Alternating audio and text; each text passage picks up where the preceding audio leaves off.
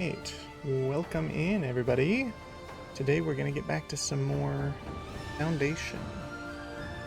Now I think I'm going to turn down the game a little bit on my side.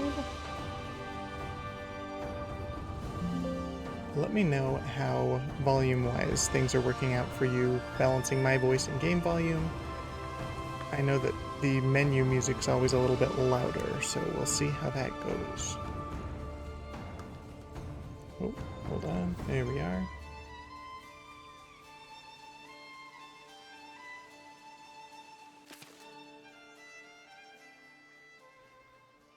Okay, so our big thing that we're dealing with right now is population density. We just have a lot of people who are upset about housing being near their workplaces. And we were building a few churches as well to maintain people's needs for that. Because our end goal right now, I mean not our end goal, but I mean it'll help us work towards the end of the scenario, is to increase our housing density. Great, thank you, Say, appreciate it. Because currently I've got, I mean all these ones out here are new houses, so they're all low density housing. But as you get more to the center of the town, you have like a medium density house here. We need heavy fortification in order to allow it to expand into high density. So that's our end goal of this particular moment, but it takes, I think, quite a bit of effort to get there. So as we're expanding there, or like advancing in that way, nice, we've improved our trade with Davenport. Basically meaning that I think our deals are a little bit better and we'll trade more at once. Anyway, as we are working towards high density, we also want to make sure that we continue to maintain good population, like good resource access for all of our population. So, just making sure that that continues onward. We'll see what we got here. Okay, so we had finished this church at the end of last stream. And then we had this one over on the far end, right here. Nope. Over here, that we're working on. Now let me see, according to our, there's a thing I can look at in the book with our buildings. Ongoing construction. So it looks like we've got 4 that are still under construction. That church that we just saw. We have a weaver hut, which is where? Wish I could make that a little bit smaller, but that's alright. Okay, so if I were to zoom in, the church is there, the weaver hut's here. Okay, literally right there. And it's just waiting on a builder to even bring any resources and start building it. We have a dairy farm way out here. This one right here. And then we had also set to work a butchery to keep up with our hunters. Right there. Okay, great. So that's where we're at right now. Also waiting on a builder. Okay, where are our builders at, though? That's my question. Maybe we just need another builder's workshop. But that would require workers, which I only have one that I just barely got as incoming immigration. So, maybe not another builder's workshop at the moment. But I also wanted to take a look at, so we have this first wall that we built out here, which is great. And then there was a gate here, and then that wall continued onward. It's not quite done yet.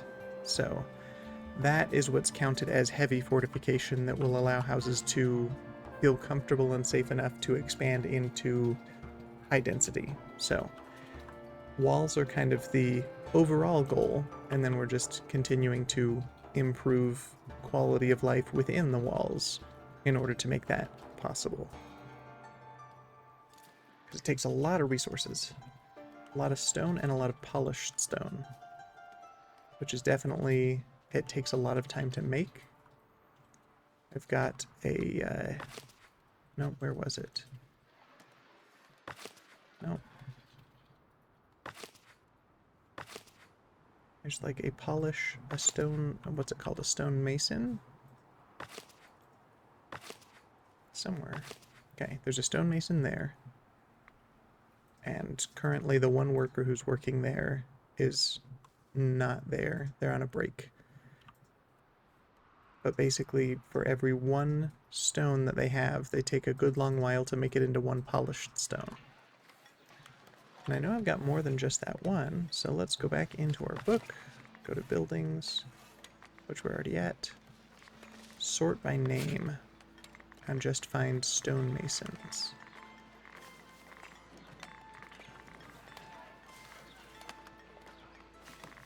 Stonemason. Okay, so we've only got the 2. But this one does have 5 workers on it.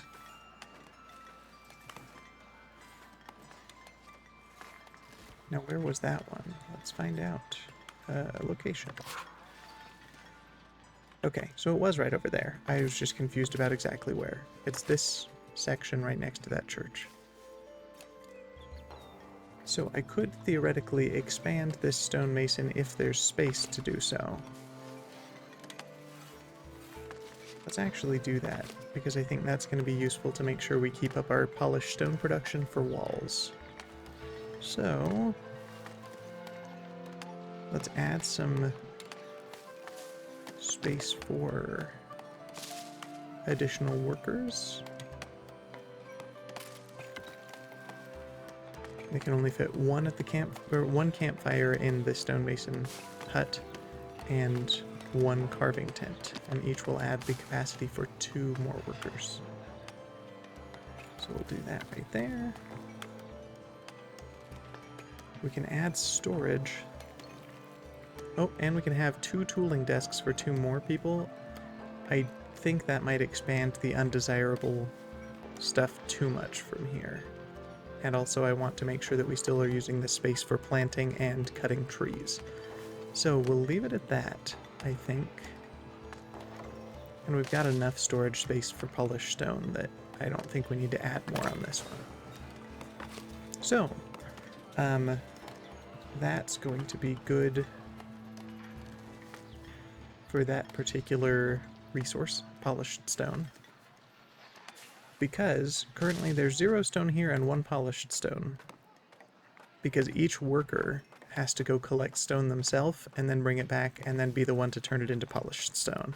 So the more workers you have, the more both like input of the raw stone and output of polished stone that we're going to get from the building.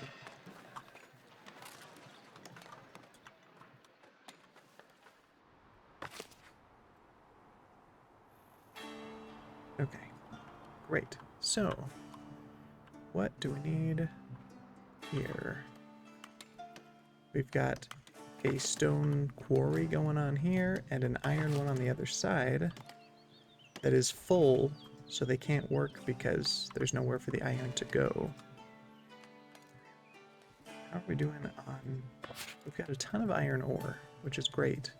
We got a decent amount of coal, but I think I only have the 1 smelter on the other side of the map. Let me check. Back to buildings. Iron smelter, I think is what it's called. No, we got 2 of them. One is there, and the other... Oh, they're both on the same side of the map. Iron smelter. So one's right here. The other one's... Okay, so they're just like right across the street from each other. Well, no wonder the iron over on the other side is not getting used. So, we are going to make another iron smelter over here. Okay, it does produce waste of some sort. And I guess not necessarily waste, but undesirable housing space. So let me just really quick... Oh, wrong thing. Filter visibility to see what our zoning areas are. So anything that's green is currently where housing is set to be able to go. So as long as I place it not in that space, or in a place where the undesirable housing overlaps with it, then we should be fine. We'll go put ahead and put it right here. And then see if turning it makes it look any better or worse. I think that's fun, to have the smelting available to see from the street. Go ahead and build that. And then I did notice while I was here there was like a ghost-looking well that I had wanted to build before. Okay, so it is already under construction, it's just waiting for a builder. We're going to prioritize that, because with all these new houses out here, they'd have to walk really far to access water. So as soon as this well is built, I think they won't have that concern. Because each villager is going to have a certain amount of needs that they need to meet. We just want to make sure they have quick and easy access to where they live. Alright, so from here...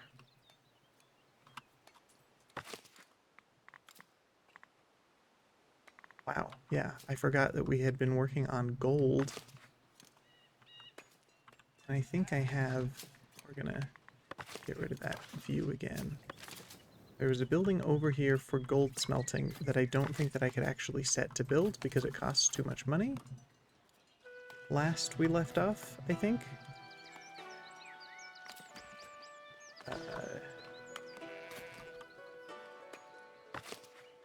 Let's find out where it was. Gold smelter. Before I just go ahead and try to build one, I know that there's a way for you to like place a building without actually starting to build it, and then you can hit go. Oh yeah, no, I think a to-do list would be absolutely helpful for me, but am I gonna use that? I probably should. At least so far I haven't, so we'll see how it goes. Ugh. Okay, we're gonna go buildings. We're gonna look at, is there any, I don't even know if it would show up in this list if it's not even set to be built yet. Gold smelter under construction. Okay, so I did already place one. Locate it. Oh no, okay, so it is, okay, right next to the gold miners. Okay, I did get confused because I thought it was going to be next to this quarry, but that's stone. Gold is this one. Yeah, no, that's fair. I would have a to-do list as part of my to-do list, and then, you know, probably wouldn't get done. But, you know, it's all good. Yeah, okay. So, I've got the gold smelter. It's not set to be built because I need 500 coins up front to, like, get it started. And yeah, I haven't hit that amount of excess recently, but that's okay.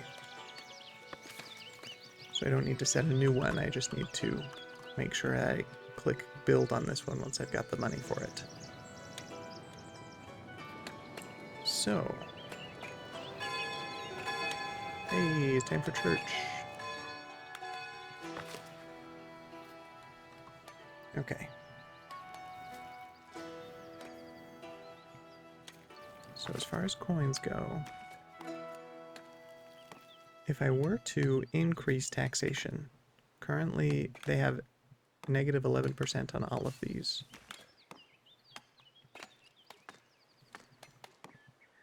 Now you can see that the majority of my people are serfs. They don't give a ton of coins. As people are higher on the chain, they pay more per person, but it does require me to have a pretty good infrastructure in order to maintain their happiness. I think I'm going to up my serfs taxation by just a bit.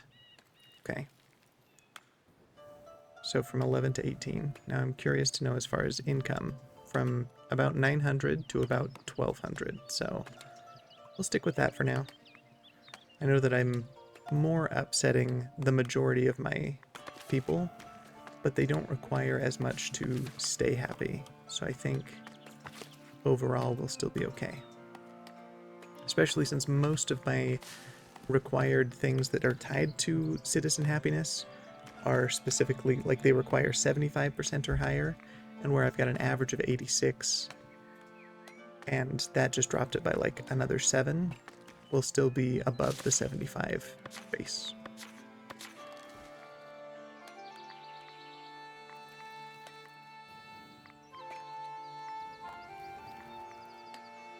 Yeah, okay, great.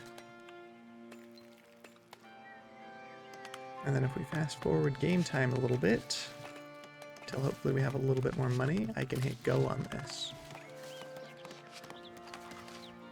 Ooh, but I should check to see, am I missing anybody? Okay, yes, I am. What's that? The king needs additional wheat to feed his soldiers and will pay all vassals capable of providing. As it happens, one of his merchants noticed your farm and wants to extend an offer. Man, this keeps happening to me, where anything tied to kingdom influence, where we'll get the attention of the king and benefit from a relationship there, I don't have the resource that they're asking for, at least in the abundance that they want it. So this person wants 200 wheat in the next 15 days in storage. I've got 117. And yeah, haggling right now is a bad choice. We're going to go ahead and accept it. The thing is, there isn't a negative that happens if those 2 weeks expire, those 15 days. So we will just have to keep an eye on it and hope that we'll get it within the time asked. I'm going to slow down game speed though so that we can kind of micromanage. Oh, remember how I had 117? There's 0 now. Because everything that was in storage, I guess, went to either the brewer for beer or to the mills to make flour for bread. Which is fine. I'm happy with that because that is part of maintaining the happiness of my civilization. But yeah, I don't think there's really any way we're going to get the 200 that they're requiring here. But let's see. Okay, so I've got space for wheat here, just in case I were to have excess. And I think I've got a granary over here that also has space for wheat. So, theoretically, if both of them were full, we'd have the 200 necessary, so I don't need to set apart extra space for it. Okay, great. More people have come. We currently have 4 unemployed people, and the stonemason hut has not yet been upgraded, so I don't have anywhere to put them. But the weaver hut is done, so I'm going to assign 2 weavers there. And they are relatively new here, so they don't yet have housing or church service taken care of. But as soon as they do, I can promote them to commoners, where they'll have more complex needs, but they will be better suited for this job. Because currently, with 2 people, they only work at 15% efficiency, because they both need to be promoted in order to work better.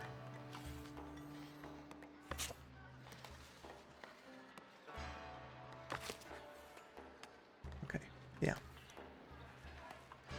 So now I have 2 people who are unemployed, I believe.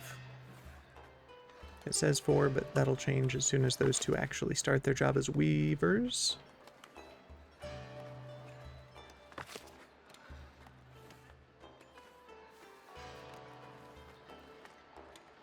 What are we doing over here on this side with like that church and stuff? Okay, church is coming along. They can't have service until the bell tower's done, but having at least 1 room and at least 1 door completed are 2/3 of what's needed to actually just start church service, even if the building isn't fully done. So if we get a bell tower, but then aren't quite done with all of the extraneous like rooms and stuff, it'll still be functional.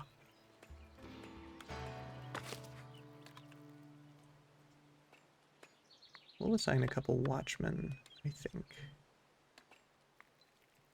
Well, I lied. Let's make them patrollers instead.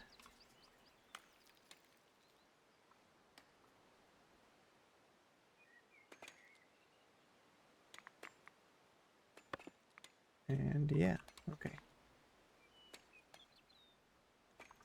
Just because that means they'll be stationed in this building and they will walk around this space to make these houses hit the light fortification and patrol coverage requirements so that they can be upgraded to medium density.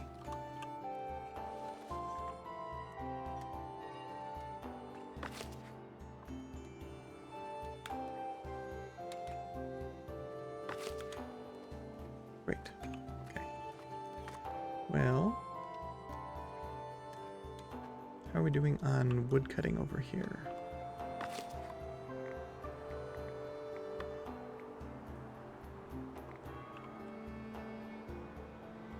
Wood cutting is this light blue. It looks like they're mostly done with it.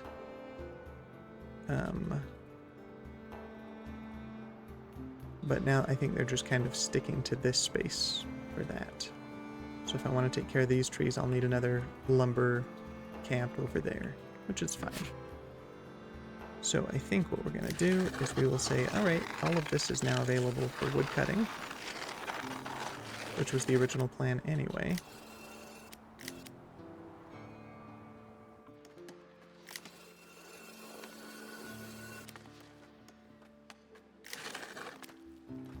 Okay, and I think we'll have this as well. Yeah. Because none of this has boars in it for hunting.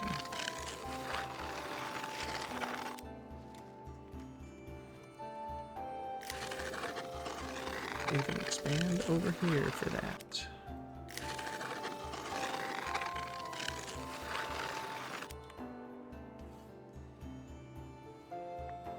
Okay.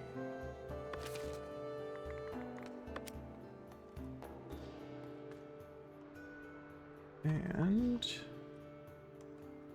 so with that as it is, church is almost done. It's got all its materials, it's just waiting for a builder to show up and finish essentially smacking it with a hammer. Oh, right there. Makina was assigned. Because there's a builder's workshop right across the street, it's really quick when they do get assigned to just walk over and do that.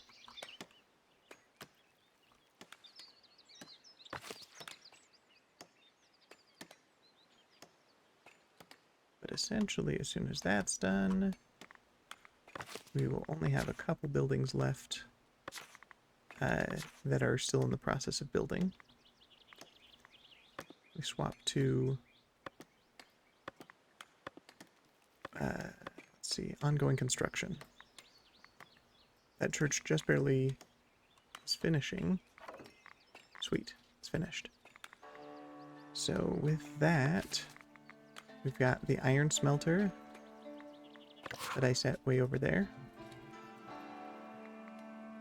And we've got the dairy farm, which is back on this side. And that one doesn't even have materials yet, but there is a builder who's bringing stuff there. The iron smelter does have builders bringing materials, and the butcher also has its materials and is being built right now. So all of those are well on their way. Took them a while, I guess, to get builders available to make it happen. And I think a lot of that is just because a lot of my workers were predisposed with making houses when I had just barely expanded the residential space so that my newcomers had places to live. Okay. No new migrants. Oh, there's 3 right there. And we have a courier coming with information. Some sort of quest, maybe.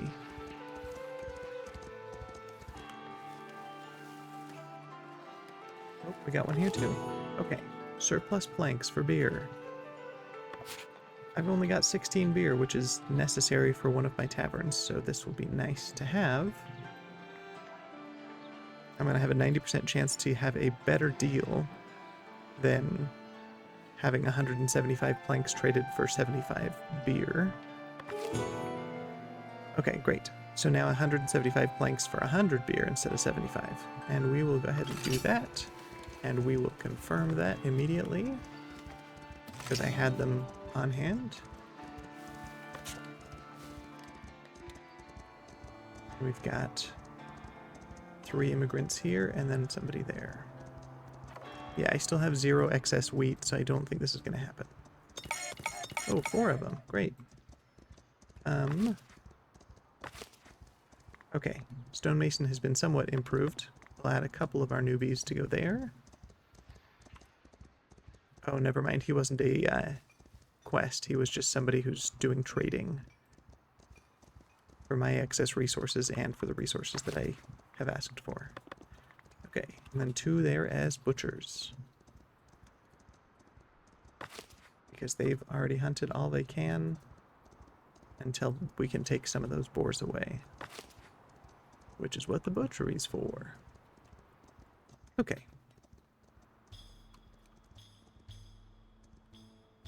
Man, yeah. I want more cheese. Because that's one of those refined foods that people require for their happiness. Oh boy. Why are you so unhappy? Because you don't have any rustic food and you don't have any refined food. Are you new here? What's your deal? You're a level 3 builder. You are currently right there. Okay. Your house is here, which fits your needs. And you're just unhappy about food shortages in general. Why are we running so low on berries? It's crazy. Okay. So it's literally just food. So in my marketplaces, got one here for berries, but there's just not a ton of them on hand in the first place. Why? I feel like I've got a decent amount of berry huts, but maybe I need to make another one.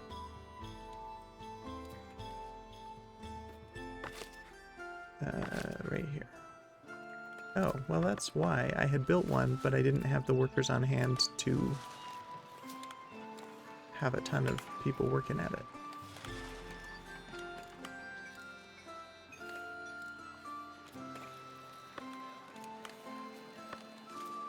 So,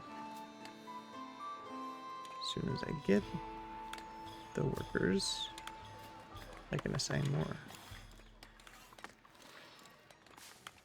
But man, that is a supply chain issue. Let's go back to buildings. And I want to... Oh wait, not villagers. I want to sort here by gathering huts. So I've got 4 of them. 3 of them are fully staffed. And this one is that one. Okay. Okay. I'm just going to set a thing here. Okay. Great.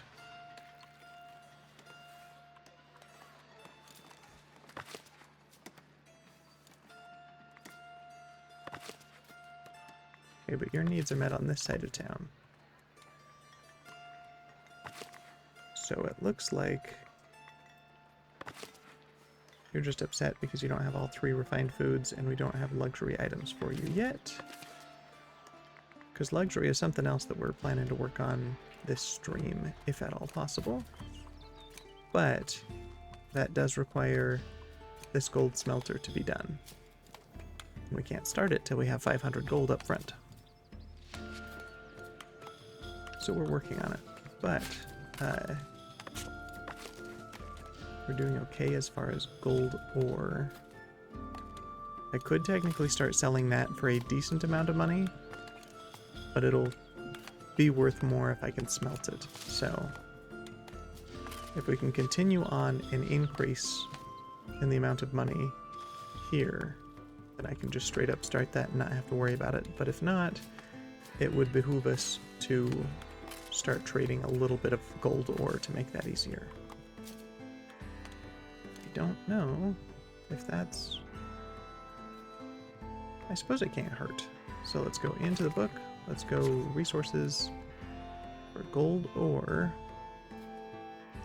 We are going to say let's try to keep our supply pretty high. We will sell anything in excess of 280. Sell everything above that value.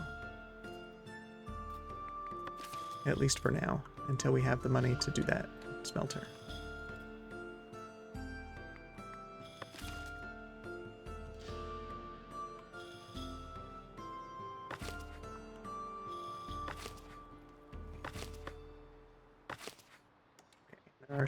There is space for more stonemasons at this point. I think where that is a good goal for the current... Okay, yeah, we didn't do the wheat. That's fine. This is a good long-term thing, but short-term, in order to make sure that our villagers continue happy within our whole process of expanding, we need to fully staff that gathering hut as soon as we get the workers.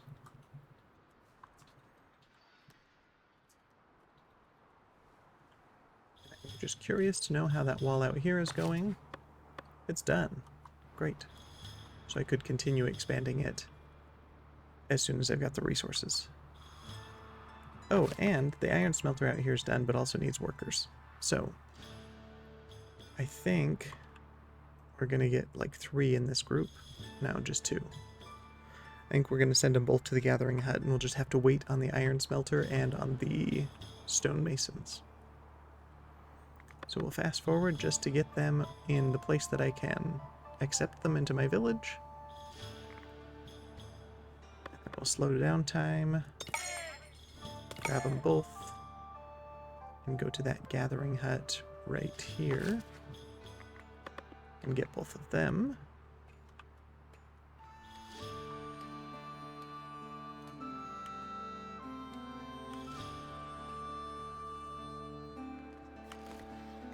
I think maybe we can also consider having a gathering hut over in this area, if only because there's berries that are a lot closer than to this hut out here.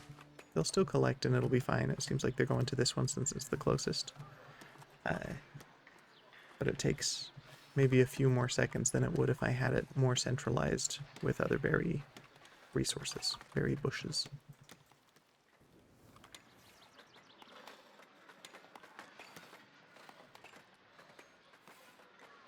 Okay.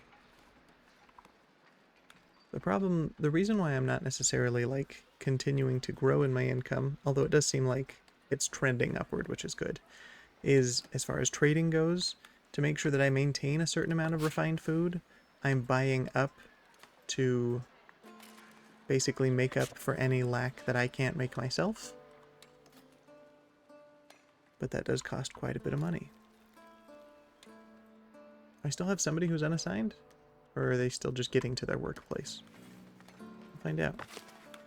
Rather than a stonemason, if I do have somebody, I'll make them be an iron smelter. Yeah, it's not working. Okay. So they were still just going to the gathering hut.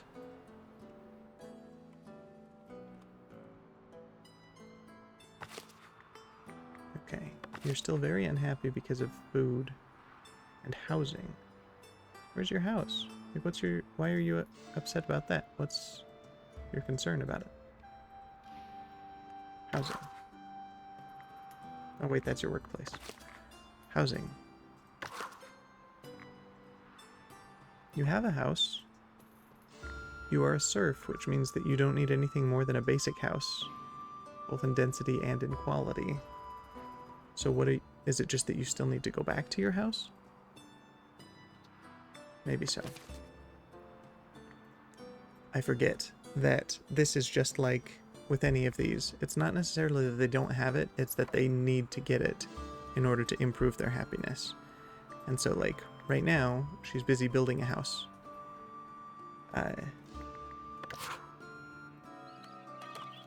Is she building her own house? Is that why she's upset about it? No, because this one's hers and it's done. But she's building a house out here somewhere. This one, probably.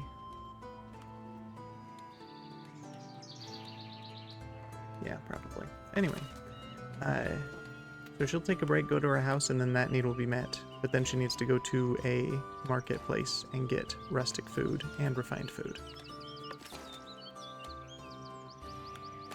Okay.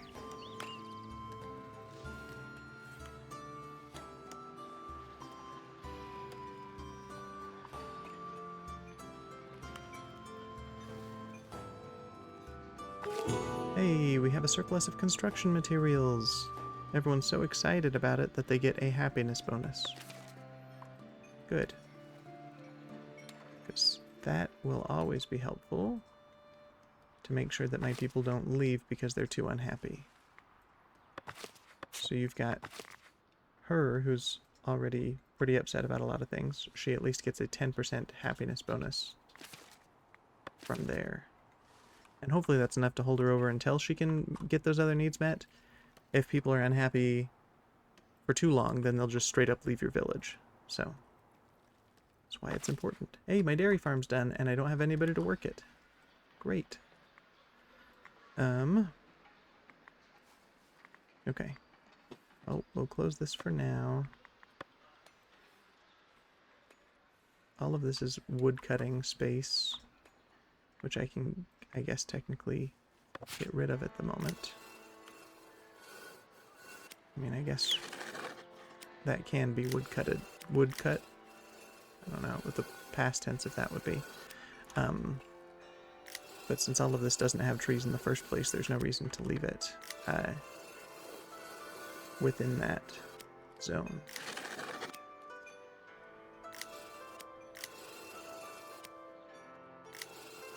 It's not like it hurts to leave it there, but just for my own peace of mind, I'm gonna do this.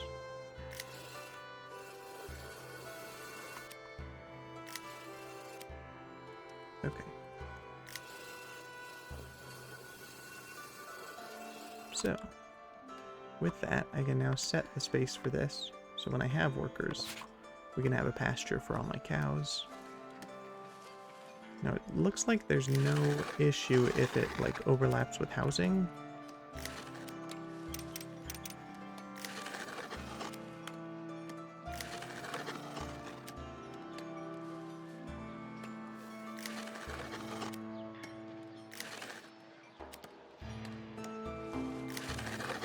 So you know what? These houses will just be near a pasture, I guess. Well, actually, I don't know if that's true, because if we want to expand more houses into this space, then we don't want the pasture to be in the way of them. So let's just say we're going to have cow pasture that goes out in this direction.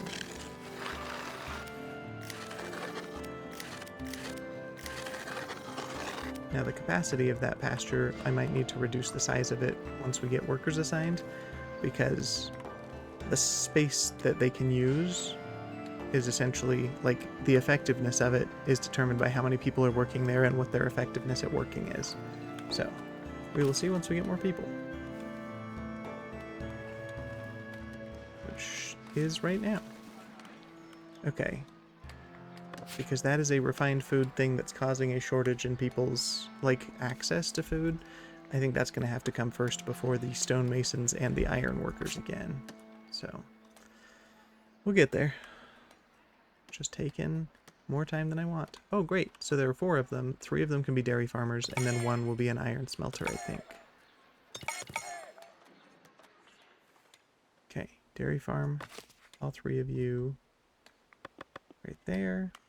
Okay, the current field is too large. So we're going to paint pasture. We're actually going to get rid of this space right here. Still too large. That one is adequately sized. So we'll leave it as it is. And then we will head over to the iron smelter. And we almost have 500 coins.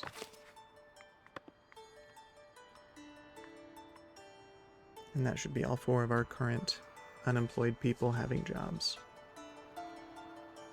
Northbury bought some of our gold ore. So now we have enough money. We're going to go ahead and set that to go. Nice. We're finally closer to that luxury thing where our citizens specifically really like luxury items. And luxury items, I guess, are just either gold bars or jewelry, which is made from gold bars and gemstones.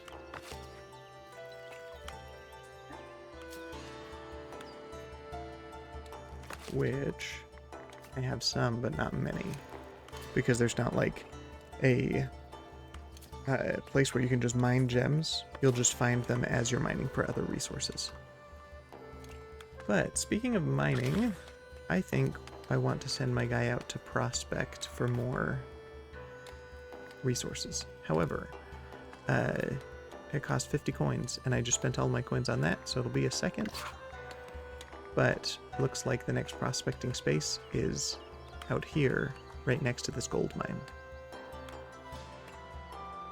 You have to send your bailiff out to prospect for it, and then after the time that they spend prospecting, you'll be able to see what resource is there.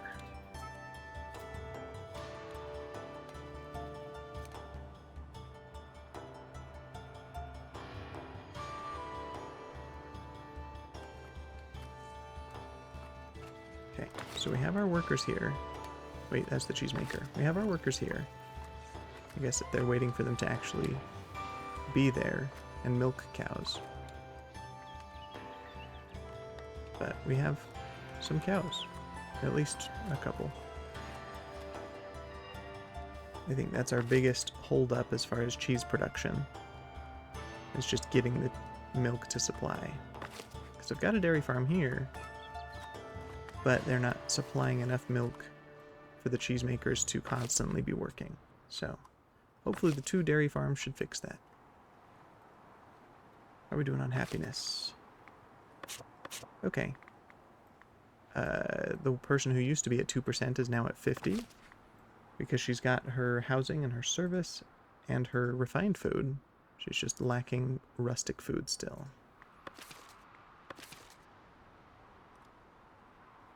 Which had to do with berries.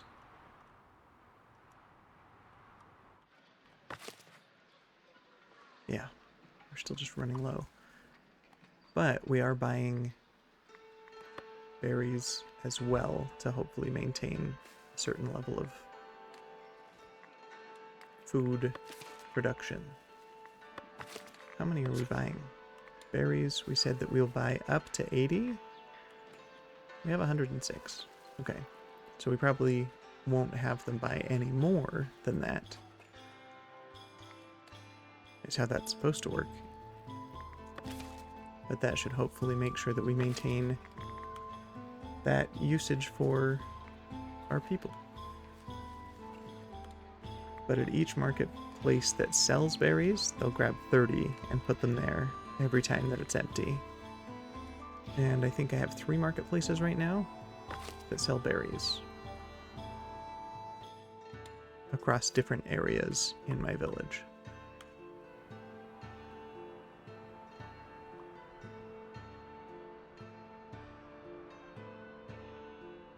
Okay, cool.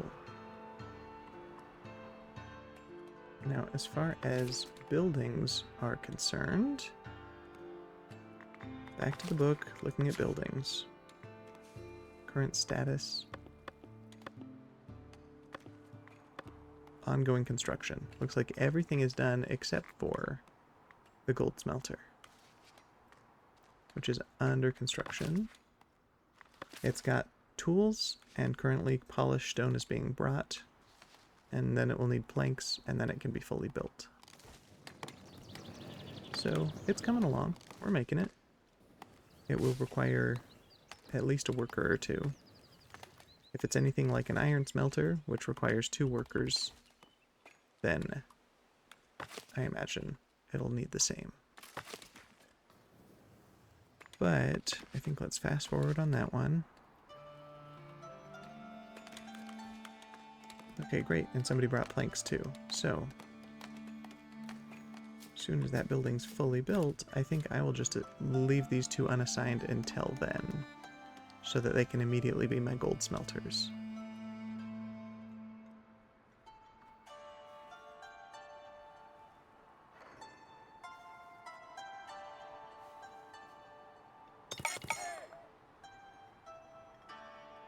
Okay, so they're both here, and they are considered unemployed for now.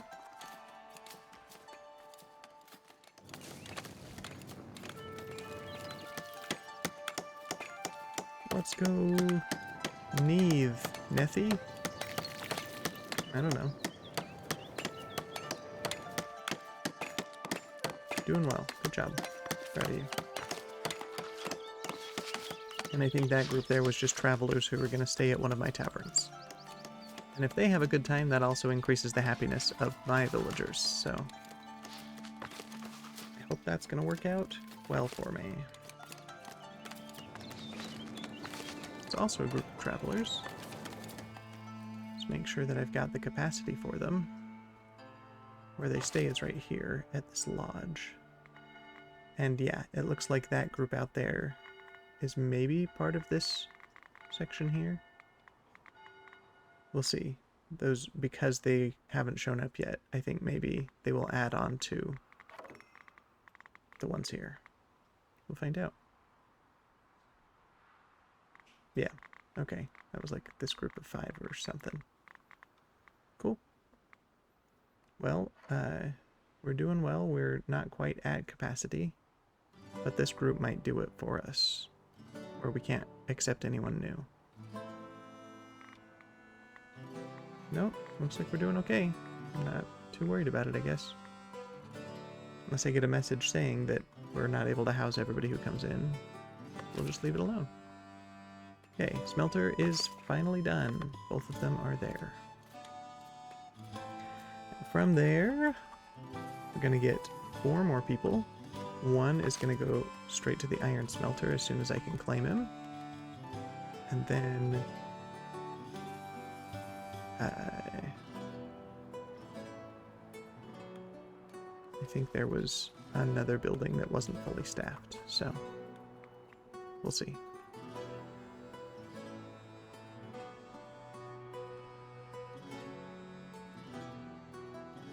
And then I think at that point maybe we set another gathering hut to make sure we keep up on berry production.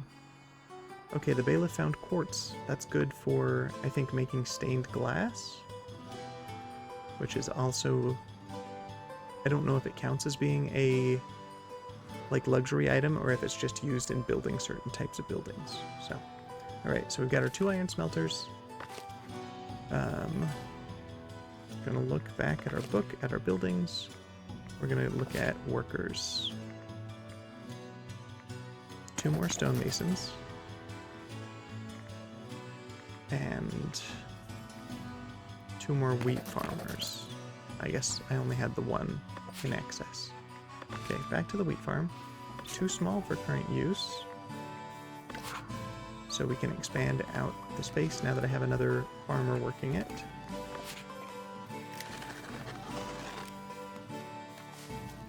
Oh, that's right. This space is for wood cutting and for reforesting, which means that I cannot expand the farm in that direction. Okay. It's now adequately sized for the amount of workers. Well, there go all my workers, but that's fine. That's good.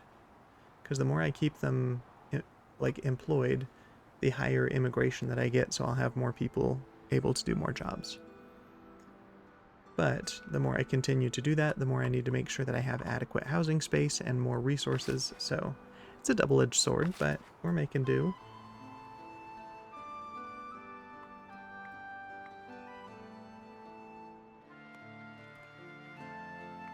Yeah, I think let's go with the gathering hut to keep up berries.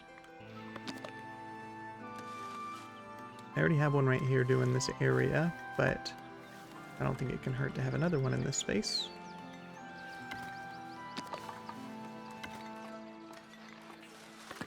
That's 10 coins and then just 10 logs, so that should be easy and quick enough. And then as soon as I get more people, I'll assign them to that job. Because I imagine the building's going to be built pretty quick.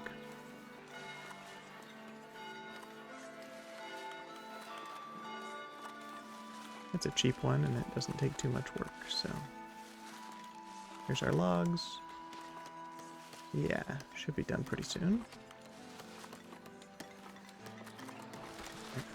I don't currently see any newcomers. Oh, there's one, maybe more. But the building is now done and can hold up to 3 gatherers.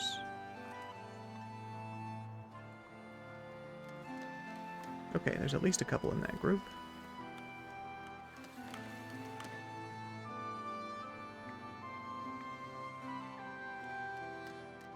And yeah, with some buildings, like this one for example, it will show you every possible area that has berries accessible once you've got that type of building selected. So, that's where it is.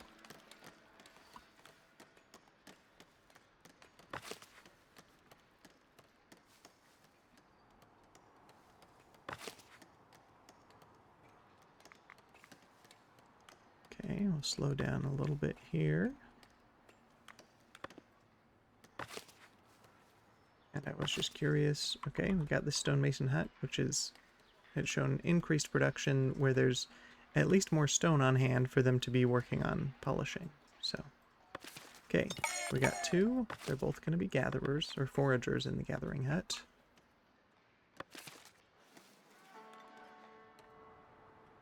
And then from there, let's see.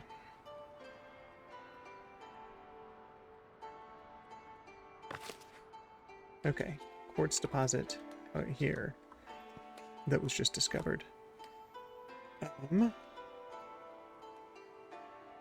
I say let's go ahead and edit that building and throw on some quarry. Because I imagine by the time it's done being built, we'll have more people that can come work on it. And just for decor, we'll throw a few little small cranes on there, which helps increase my labor splendor, which helps me progress within this progression menu. I need to have 300 to make it down here, and this is one of the final things required for this scenario. It's this belfry. Yeah! Like, something about this game, by the way, welcome Shy, nice to talk to you. Yeah, something about this game is just kind of this cozy medieval feel where you're managing this entire village, kind of in the way that you want to, that looks aesthetically pleasing, while also working towards a goal and maintaining the happiness of the people who are working there. So yeah, it does kind of have that feel of like maybe a little bit more like pixely and Minecraft-ish. I don't know, something about it just really, it sits well with me. I don't know necessarily how to describe it, but I just like it. Feels good. Chill game. And then these are just additions to this quarry that make it so that I can hold additional resources if I can't like put them in a different storage space. So I'm gonna go ahead and do that. Right. Yes, perfect. Hi Emma. My name's Timo. My stream name Tenacious Tenor. And yeah, we're just here vibing, having a good time. People can chat, people don't have to, but yeah, more than anything, it's just kind of a fun time to relax and hang out.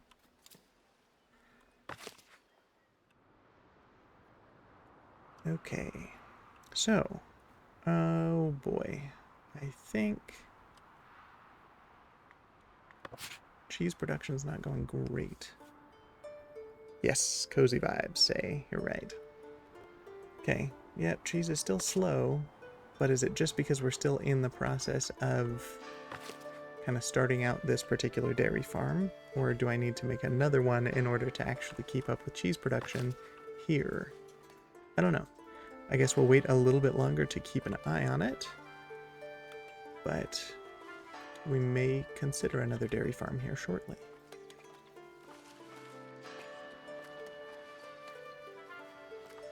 Oof, yeah. PC troubles, I understand.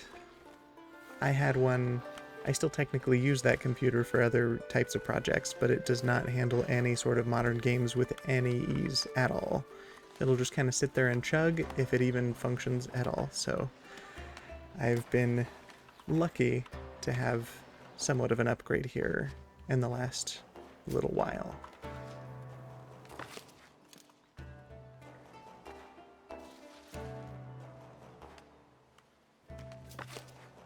Okay, so we finally got some gold bars here. Which means we can assign some in this storage space here. And I think, as far as trading goes, we're going to come back to this, and we are no longer going to sell gold ore.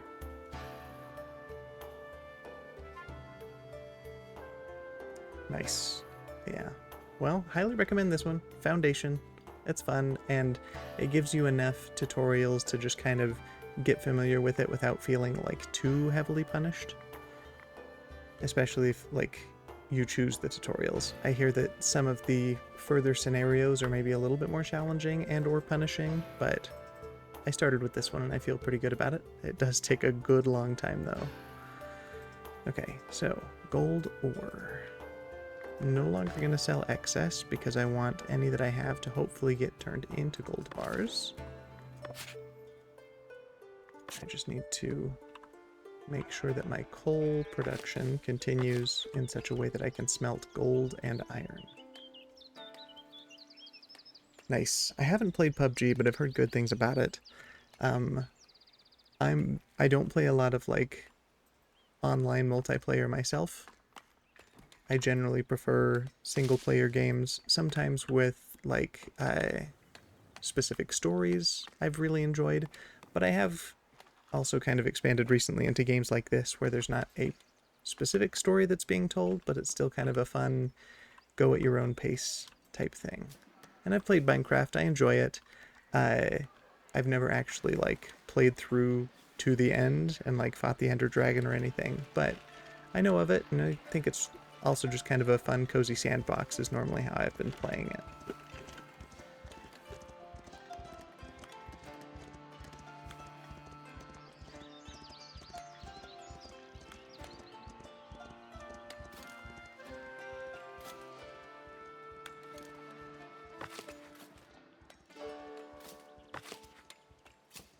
Right, I could have another iron miner here if I wanted to, but I think that's definitely the lowest priority because I have a ton of iron ore.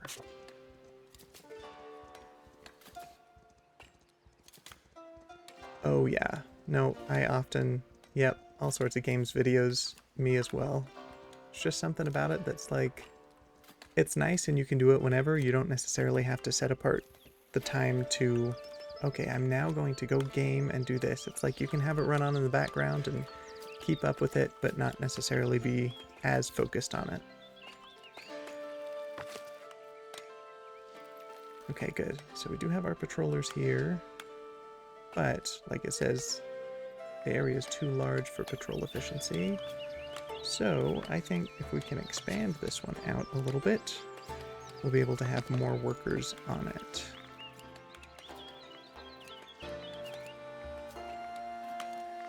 Now adding onto a tower maybe feels a little goofy, but I think it'll be fine. Let's just have it look like...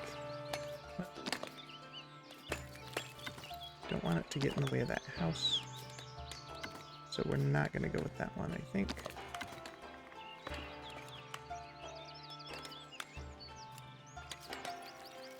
Arc Raiders. I've heard of it. I don't know much about the actual gameplay experience, so yeah, I'll have to look it up and see. I'm always interested in trying new things.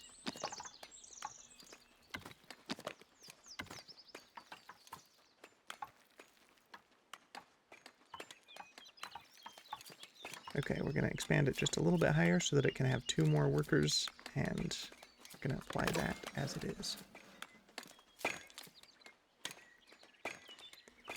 Yeah, that's fair, say. I understand. There's a lot of people who I think... I don't know if it's necessarily just kind of an inherent thing built into they're just more sensitive to like motion sickness and stuff, or if it's just because for people who maybe play games more as children are more accustomed to like camera movement, so it's not quite as jarring for them. But yeah, I get that. Sometimes just watching other people play games is just the only way that you're really going to be able to experience it in a way that's not going to like make you sick. But yeah, I like playing new games as well, but often it does just come down to an issue of like affordability. So often, as much as I want to play brand new games, I have to wait at least a couple months until it's more affordable for me. Of course, I hear now that the way that things are going, often they're like pricing games in such a way that like I might get a different priced game than you, even though it's the exact same game at the exact same time, because these companies are essentially like observing you for what, like how much they think that you personally will pay based on the data they have on you. And that's not only in games, that's happening across all sorts of stuff. But I did see recently that happened to somebody when they tried to buy a game on PlayStation, when I think they said that their wife went to buy the same game, and it was more expensive for the husband because something within the data showed that they would be more drawn to that game in the first place. So they would be charged more up front because PlayStation assumed that, or Sony assumed that they would spend more on it.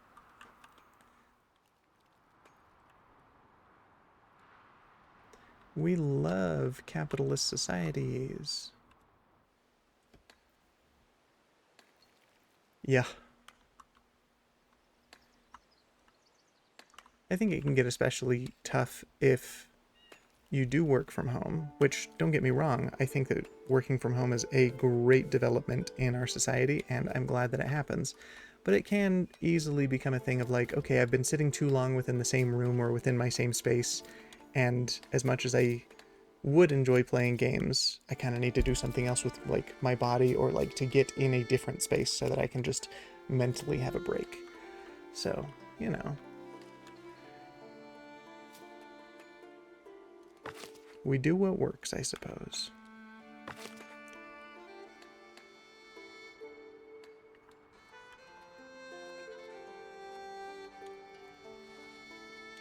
Yeah. Agreed. But for, like, if there was any big CEO watching, which is not a thing, I do want to iterate for my own sake and for the sake of anybody else. That does not mean that people want to be called back to have to work in offices. That's not what we're saying. So please don't ever take it that way. Oh, thank you. Appreciate it. I'm happy anytime that somebody gives me a follow. Okay, alright. This one says we're gonna get a fish fair. We get a host one. Essentially, we don't need to have any amount of fish like some of these other goals. This one just says that we need to have a certain level of happiness by the time the fair starts in 3 weeks. And essentially, as part of that, I could have an increase of productivity when it comes to fish. And it looks like we have a better chance of having that increase in productivity. And we're not dropping particularly low when it comes to fish production, so I think the risk is worth it. Let's go for it. Okay, we got a fish fair added, and production was accelerated. Fantastic. What do I do besides stream? That is a good question. I mean, I do enjoy video gaming. That's one of my favorite things. I also really enjoy board games, especially when it comes to like more complicated ones. Because I kind of grew up playing a lot of simpler games, but I kind of got like hints of more complicated, exciting strategy type games. Outside of that, me and my spouse will, we've got our dog. His name's Goose. We take care of him and make sure that he hopefully has the activity that he needs. And other than that, I also act. I really enjoy acting. Oh, yeah, we'll talk about favorite board games, thank you, Say. I have a degree in acting, actually. And so I've done a little bit of audiobook narration. I've done some stage productions. I've done acting for the camera, at least at the school that I was educated, but I haven't actually had any, like, work outside of that when it comes to acting for the camera, but I would be excited and willing to try that. I've done some auditions here and there, but so far nothing. Alright, so some elders are looking for wheat. I don't think that's even going to happen. I'm not even going to try to accept it, because if I have excess wheat, I think I'd rather it go towards kingdom influence rather than just the labor estate, which is what this one is. So, next time. As far as, okay, I'll talk about audiobooks, then I'll go back to board games. So far, I've just done a couple of books.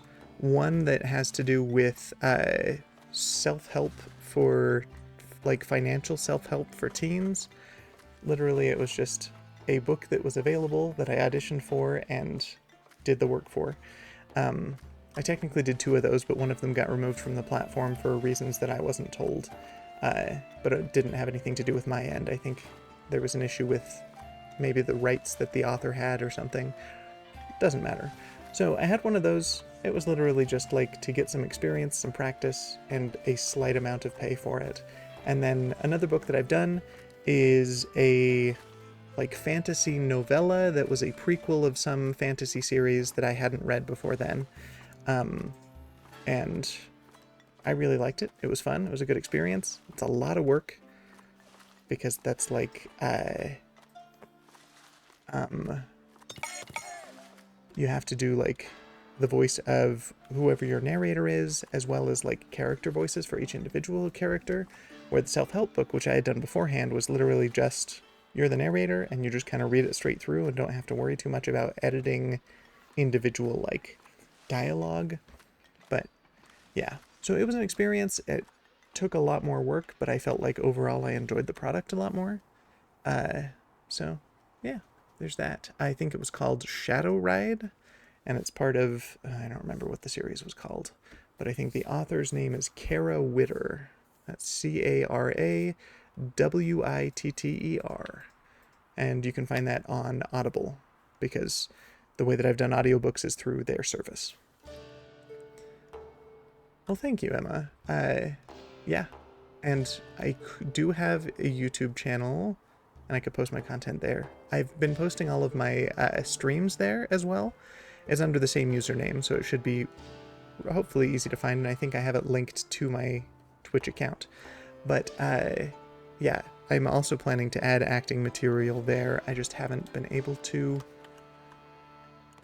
do that step yet to like actually get stuff uploaded that way. So we're working on it. I appreciate that. Thank you so much for the support. Great. Thanks so much. Yeah, I'm glad to meet you too. And then say back to your question about board games. Oh boy, I have so many favorites. I think one of my favorites is a game called Scythe. Essentially, what's kind of cool about it is it's kind of an alternate reality during World War I, but as if it were set in like the steampunk era. And so a lot of the mechanics involve these giant mechanized steam units that can like move across the map, attack other civilizations, but also just kind of move your workers and your production around. So it's this gigantic thing that you start out the game not being able to do much, but as an engine builder is what it's called. Each turn you essentially expand your abilities to do more at a time, and each turn becomes more productive as a result. Pretty neat. Okay, we're gonna throw a couple workers over here onto quartz. And then this gathering hut was one more there.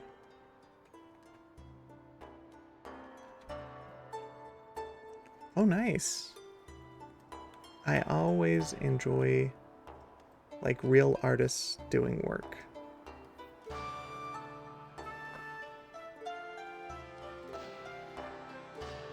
I think that's really cool. Like what kind of style do you do? I don't know that I necessarily often have the vocabulary to talk about like physical drawn art like that, but Is there just like a kind of vibe that you generally have?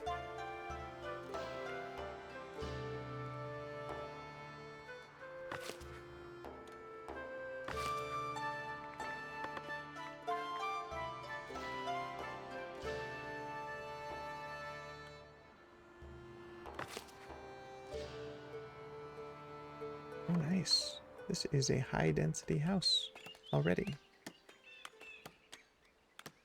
I don't know what considers it being within heavy fortification, but I'll take it. For YouTube thumbnails. Sure, I'd love to see more about that. And, you know, I think it's always fun to have artists kind of be able to communicate and share what they've done.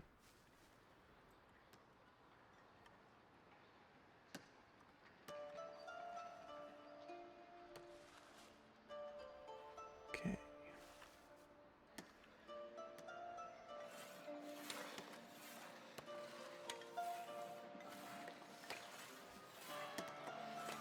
Okay, let's see here.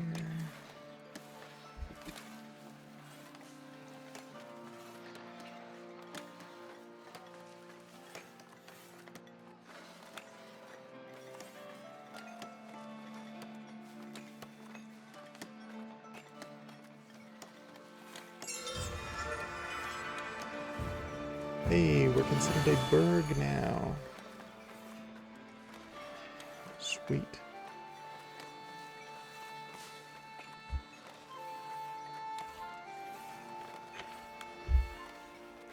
All right. And we are now considered a city. Or we can consider ourselves a city. I actually don't know that I've ever looked to see where I can change the titles of what we've got.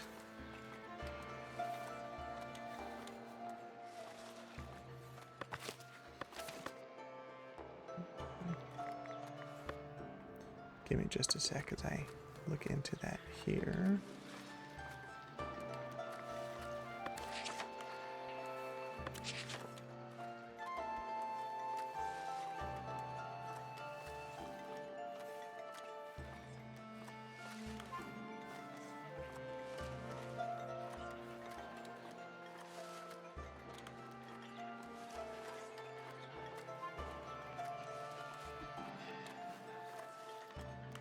No, I don't think that I'm seeing how to change my title anywhere. Well, we'll get to that in a bit. Well, I don't actually have a Discord that's, like, tied to this profile. Like, I've got a personal one, but I don't often, like, I don't want to, like, have it overlap. So, where I don't have a Discord that I could just, like, connect you to, I can send you over to my TikTok, where you can, like, send me DMs there, and then I can kind of, figure that out there, and maybe we can, like, share your artwork there and take a look. So, my TikTok is just Tenacious Tenor as well. Let me see here if I can. Yeah, Tenacious Tenor. It might be tenacious.tenor in order for you to find me. But yeah, so far they're only streaming clips, so should be pretty easy to find me that way. Nice. I also it's on my list, unfortunately, also of having an Instagram account tied to this, like my streaming persona, essentially, but I don't currently have an Instagram account for that. Uh, of course, the things that either of us have, the other one kind of doesn't, but you know, yeah. So sorry about that. Currently, I guess that's not gonna be an overlap that we can do, but I promise I'm working on having an Instagram account and eventually a Discord as well.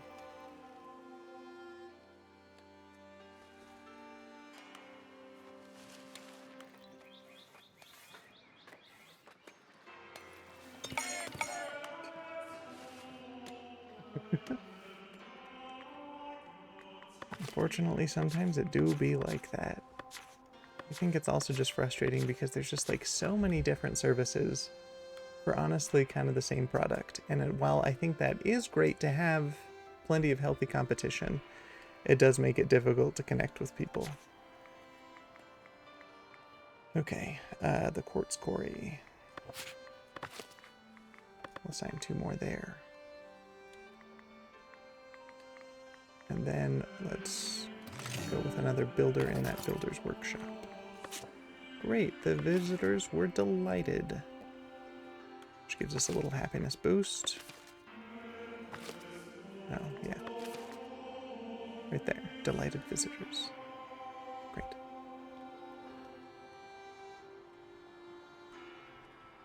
Okay, so we do have 2 houses in high density right now. Okay, so that did in fact solve my concern of the city watchtower adds heavy fortification. So anything within its view here counts as heavy fortification. And light fortification is, I think, surrounding this tower. I don't remember how to take a look at that. Visibility.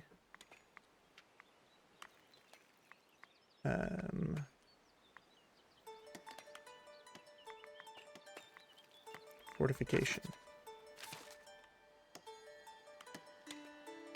Okay, yeah, so this lighter purple is considered medium or light fortification because it can be covered by the bell tower here. So I think roughly this area is considered light fortification, and the same is true, I think, surrounding this. And then this has a cone of vision that's this darker purple, and that's considered heavy fortification. So as long as one gets both of those 2 things and patrol coverage, then it can be upgraded to high density housing.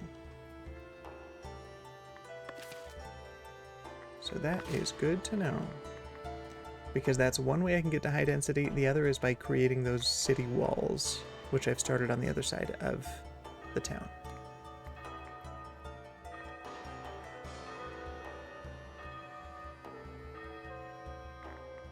Okay, so we're going to toggle that off.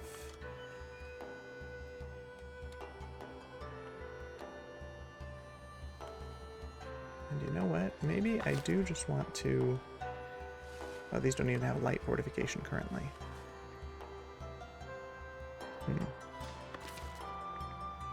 So either we build a bunch of towers in there of different types, or we just go with the watchtowers, which are specifically meant for both light and heavy fortification. I can make the different types to make those ones higher density. I think that's what we want to do instead of just expanding out the space of housing, just because that, again, expands the amount of land that I need to own and be able to manage. So let's go with watchtower.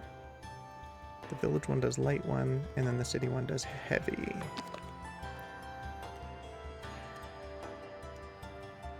So let's start with a watchtower right here, getting those houses. Well, let's go here instead, I think. Yeah, because that's not currently a house being built in that space. Yeah. And then a watchtower. I think actually, let's stick with the village one. We get the medium density housing first. Then we'll consider expanding into high density. Okay, so there's only those 2 there that have not already been done. I think I'm not going to waste an entire building on just 2 houses. So we will instead go here and maybe like that. Oh, but that's also a house. Like that. Let's go ahead and build that. Now, the question is, are these being patrolled? They're not. I think probably because I don't have the... No, they are. Wait a minute. Oh, these ones are, but the ones out here are not. So we're going to need another watch post, essentially. So that's part of the manor house. It's a sub-building, the watch post. And if we can just make a big tower, that will help these two that I don't need to cover in some other way.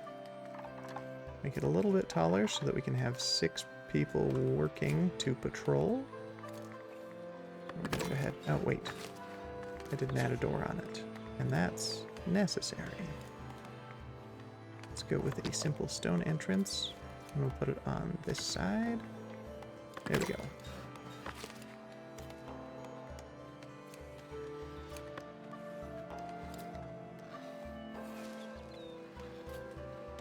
And until it's built, I don't think I can assign a ton of people here, but regardless, I can't really assign them until it's built anyway, so not a problem at all.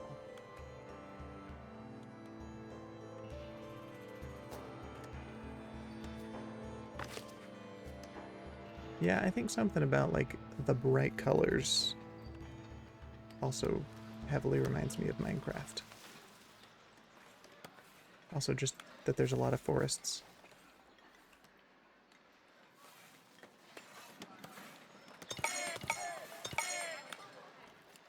Okay, we got 3 people. Back to my list of buildings. We get 1 more wheat farmer. Let's go ahead and send another to the iron quarry. And then we'll leave the other 1 or 2 to be sent here as soon as the building's built.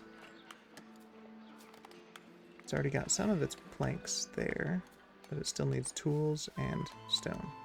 Well, it just got some stone. Cool. Now how are we doing on cheese? We got more than we did, but still not a ton. Yeah, okay. I think 2 dairy farms to 1 cheesemaker is a decent amount. We may even be able to fit 3 in there before we need another cheesemaker.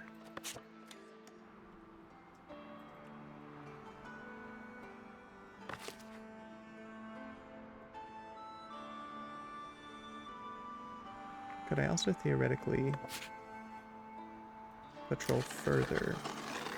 It says it's adequately sized for the current patrol efficiency.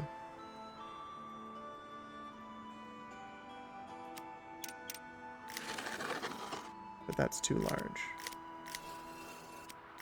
That's fine. I think if I can have a couple different watch posts patrolling multiple places, it'll make sure that they all keep a good amount of patrol coverage. But the sooner we can get started on that, the better.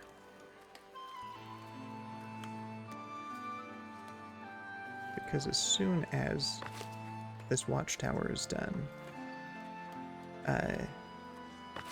as long as this has patrol coverage, it will also have light fortification, and it can already be upgraded to medium density housing.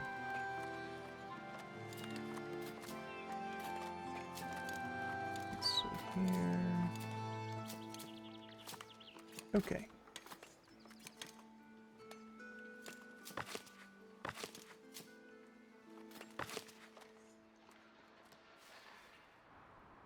Okay, happiness is definitely good as far as this fair that's going to be done in 2 days, because we need to have at least 75 and we're at 96%. As soon as that fair's over, then we start getting some trade bonuses when it comes to fish selling. Nice. Even happy, like an even higher happiness bonus from just people visiting.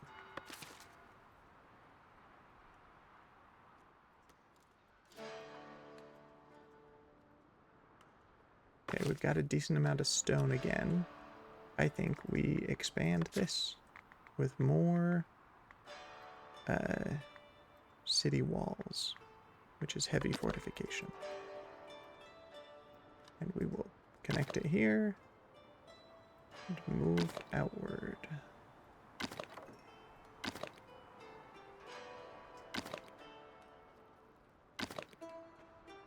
At least to the end of my current territory space.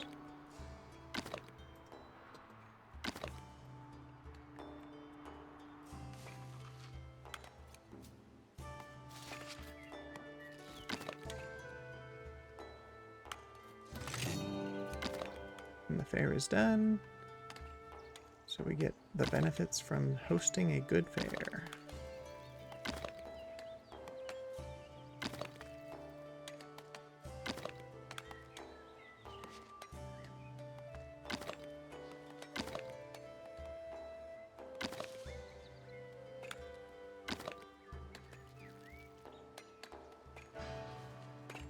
Okay, and then I think we're gonna stop there for now, just for the amount of resources that are used.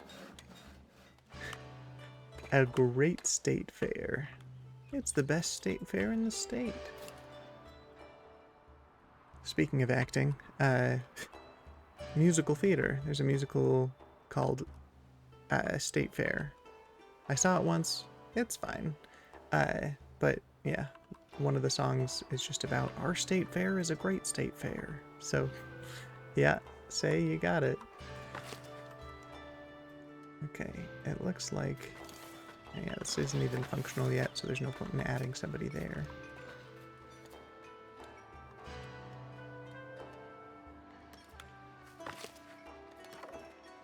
Perfect. Okay, so this has... oh, it's done, but it doesn't yet have a watchtower person. What's it called? You got patrollers and you have... they're just called watchmen? Yeah, okay. As soon as there's one available to go sit in that building, then it is considered lightly fortified. And with this one being both lightly fortified and having patrol coverage, it can be immediately upgraded into medium density housing. So as we continue to get more immigrants, I won't have to expand outward, but hopefully more of like a vertical expanse. Yeah, no, that's fair. I get it. Luckily, I'm a small enough streamer that it's easy enough to see most chats. That said, sometimes I do get too hyper-focused on what I'm doing, and if I ever miss any chats, I'm so sorry. I will hopefully get back to them at one point, but often they are not... I guess maybe not often. Occasionally, I don't get back in a timely manner, and then by the time I look at it, I don't remember how it relates to the current, like what I was talking about. Yeah, no, just ADHD things. Oh, yeah, that I've also seen the musical State Fair. Yeah, okay, I got you. Yes, that too. Okay, I'm curious to know the difference. High density housing. You can fit 10 people in it. And then I think I have some medium density over here to compare with. Because low density only fits 2. Medium density fits 6. Okay, so it goes 2, 6, and 10. With the different levels of fortification. Or the different levels of density, I mean.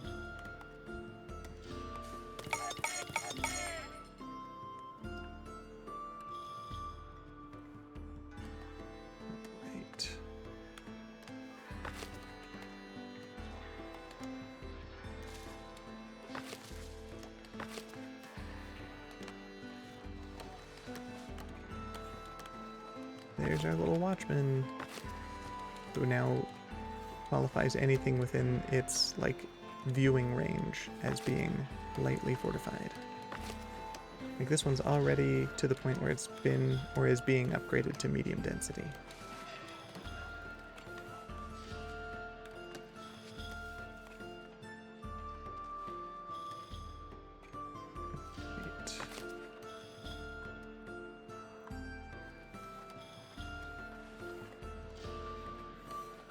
Go ahead and assign a worker to each of these. And let's go ahead and set the patrol area for you to be that many houses. And I think for just the one worker, that's not going to be very much space at all. Yeah, that's too large. So we can at least have them overlap those houses. And these two aren't even covered in the first place, so that will be good to have. But as soon as the building's done, I think I can fit more people on it, so I can expand that range.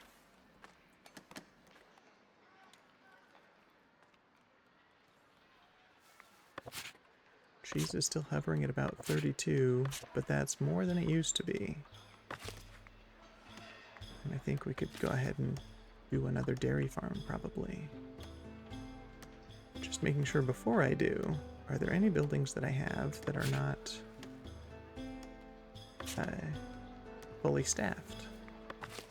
Go back here.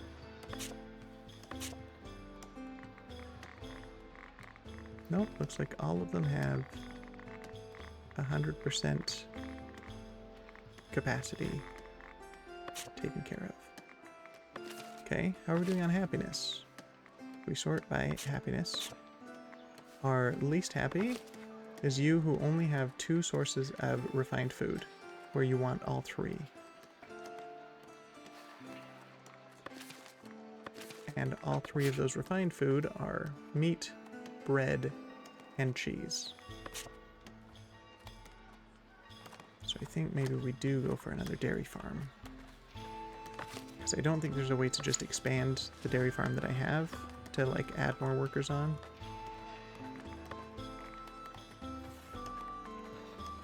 Okay, dairy farm. Let's go ahead and put it right here.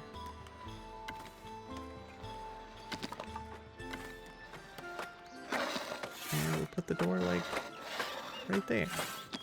Well, yeah, that's fine. Like that. And then those are the barn doors where the dairy farming is actually going to be done. Yes, I believe so. I don't know if you can do it with housing, since that's just like preset based on the zones you make. But there is an option to edit a building, and then you could like click, move, drag it wherever you want. And I think that's also something neat about this game, is once you have something built, you don't have to fully destroy it and then move it. You can just like drag and move it there.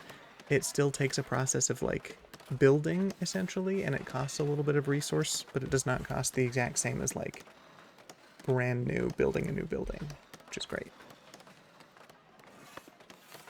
I guess they assume that like you're carrying over a lot of the pre-built stuff and scooting it, so the cost of resources is somewhat minimal. Now, I could do that at large scale in the future if I need to try to condense the amount of space that I'm using now that I'm getting into higher density housing. But that does seem like a lot of work and quite a bit of pain, maybe. So we'll see if I ever end up doing that.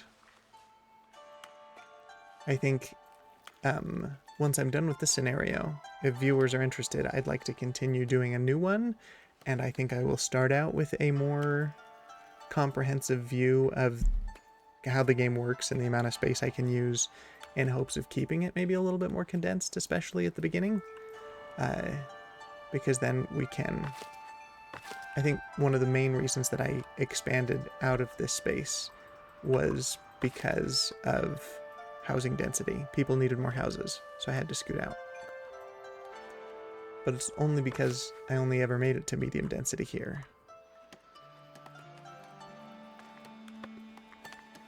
Where actually, let's go ahead and make some watchtowers here that meet that heavy fortification requirement. We're going to put it here, I think, and turn it this way to get as many houses as possible in this space, because this is where a lot of the houses exist.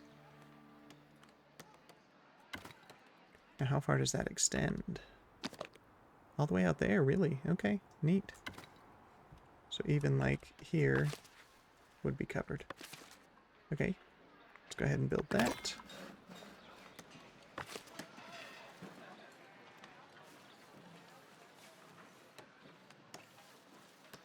So I currently have 2 houses in high density.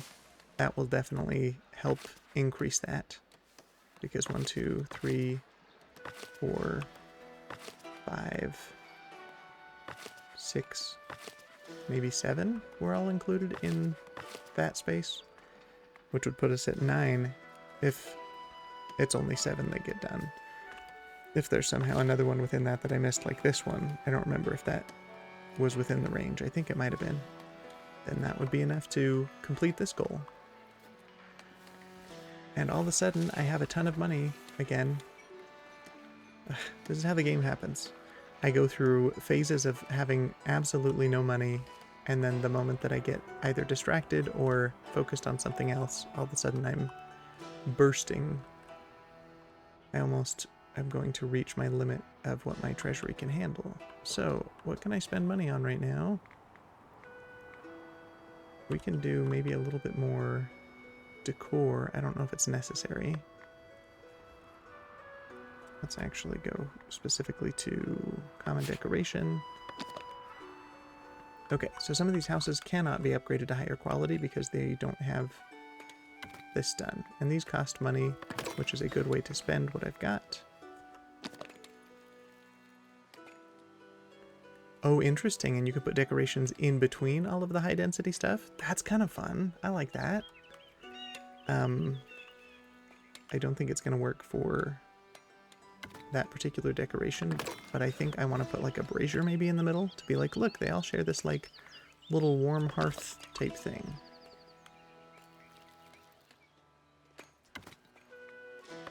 And we can pretend like it's not going to burn them down, because in this game it wouldn't, but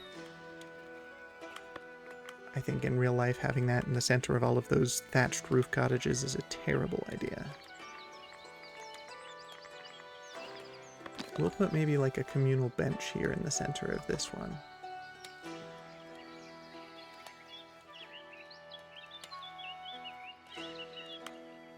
And I think to maintain a pathway between, let's actually just maintain that pathway there.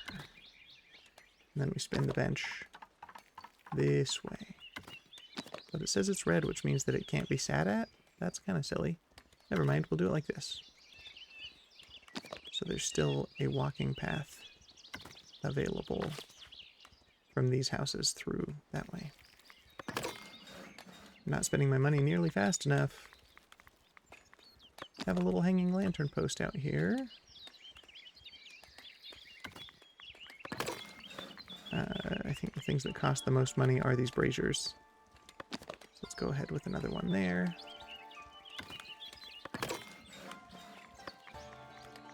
I don't necessarily want to get rid of all of my money immediately, but this isn't necessarily spending it fast enough. Okay, and let's go ahead and go with a terracotta beach planter. Okay, so all of these houses now are considered beautified, and they can be upgraded to medium quality housing as long as they have commoner residents.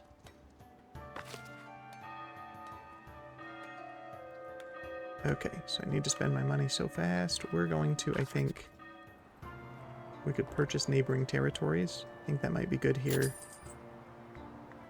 And then I will immediately go to make another dairy farm. Oh wait, no, I already did, and it's in the process of being built. That's right. I'm working on too many things at once to where I forget what I'm doing. I think a good way to spend money, because my gold production isn't necessarily going as fast as I want it to. I'll make another gold smelter because that costs 500 up front. Okay, we could sell surplus planks for beer. Beer is still pretty low. Planks, we're doing okay, but not great. I think... oh, man. I think the planks are more necessary for upgrading housing in general. The beer is important for the higher status people in order to have a certain level of happiness, but beer can wait. I will have to look at beer production, like what my holdup is in beer production in a minute, but I want to make another gold smelter here while we're thinking about this. And it can even just be right nearby. This is our gold miner. Actually, let's just put him right here.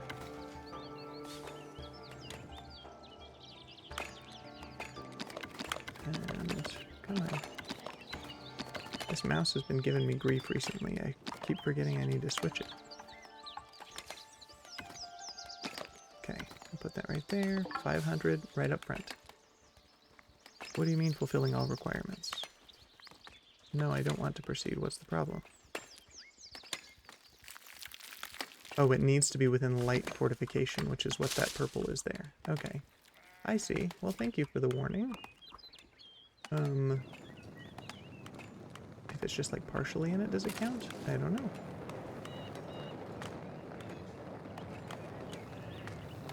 I'll just go right here. Because I think that decoration stuff is literally just decoration that sometimes goes next to houses, but is not a requirement or anything. Okay. So that's being built, and that helps take this concern about having too much and overflowing my treasury. Which isn't necessarily a bad thing, but that just means lost revenue if I can't keep up with how much I have in store.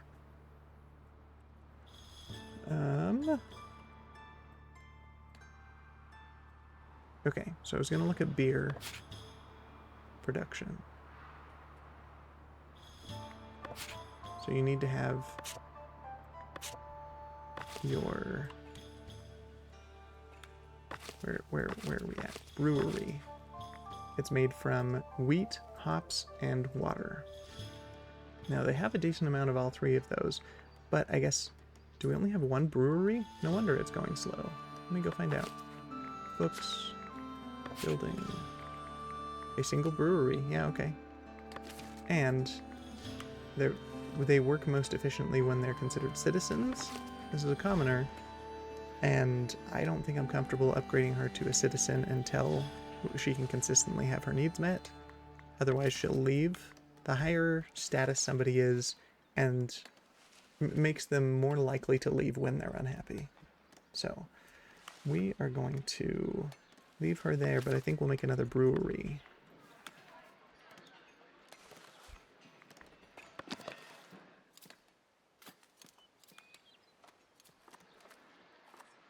But we don't want this to expand into people's homes, because then it makes them undesirable places to live. But I think as long as it's not highlighted, we're okay. So we'll have a brewery right here. We've got our hops farm right here. And how are we doing on hops? We have an okay amount, but we need both hops and wheat in order to make beer. And we don't often have a lot of wheat. So I think on top of making another brewery, maybe we need to make another hops farm and another wheat farm, but start with the wheat. Okay, we didn't actually set build on this yet, so there we go.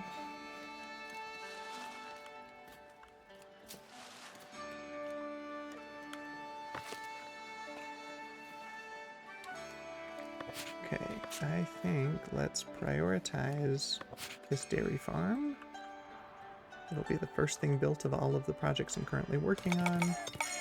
Got some more immigrants. There's a coin surplus. People are going to be happy because of it.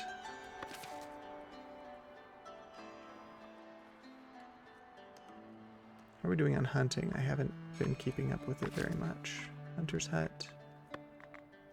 Oh, Hunter's Hut. Okay, so you're hunting way up there. You can also go here. I'm going to say. So hopefully that'll keep it closer to your space. I think I have a hunter hut over here, but I also don't know how... Okay, good. There are boars in this space for them to be hunting. I guess that answers the question that I had a stream or two ago, which was, can you just literally run out of boars in a space and then have to move on to another? And it does seem like over time the boars repopulate, so you need to make sure you have enough for your needs to just like consistently be met, but it's not that you can exhaust the resource of boars forever in one space. Okay, the wall's being built. And then how about... Okay, yeah, this one hasn't even been touched yet. I think let's go ahead and also prioritize that. So the two that are going to be worked on most quickly, based on this, is this watchtower and the dairy farm. And then we'll go from there. because we're also building a wall and other stuff, but resources and builders will be drawn to those two buildings first.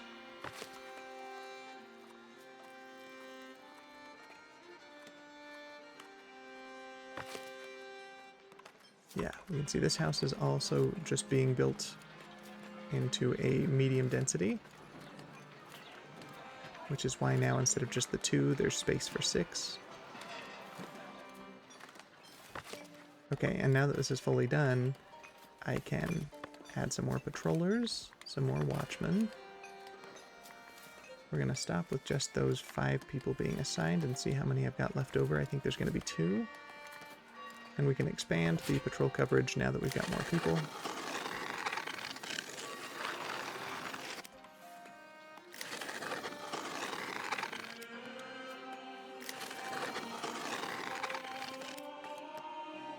Still adequate. Good.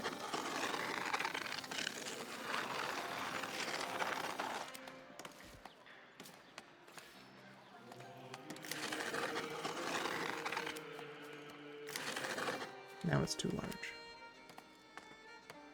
Gonna assign one more person to patrolling.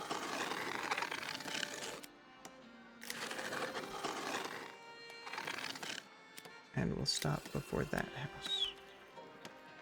Okay. Now we supposedly still have 3 people unemployed. We'll throw another watchman in there. And then I think I will wait.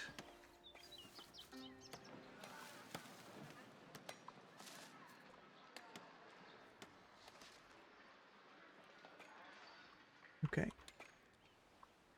That's right, I've got this gold smelter too.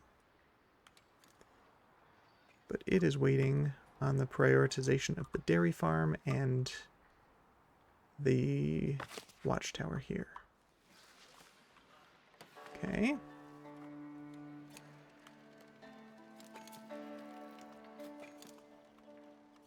I think the next thing that I want built after all of those other things are done is going to be another gathering hut, just because our berries were not keeping up.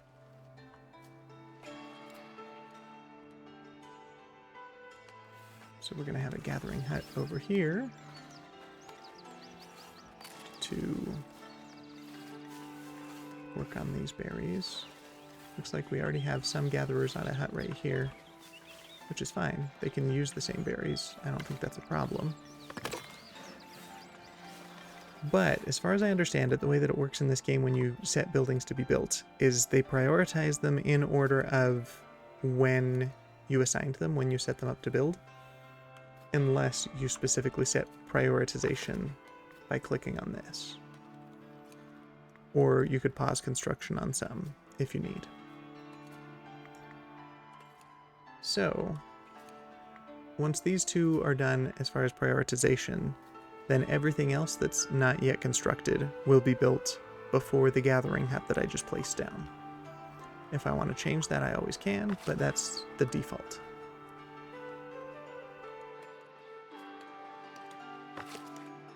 We're going to fast forward some time real quick,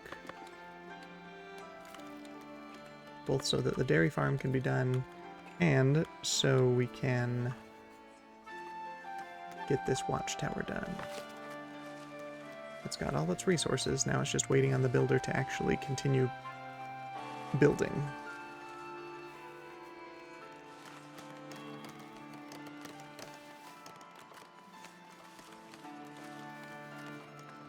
And then as soon as one of the watchmen comes to have a shift there, everything within its sight line can be upgraded to high density. Okay, we're going to slow down now. Recruit all these new immigrants.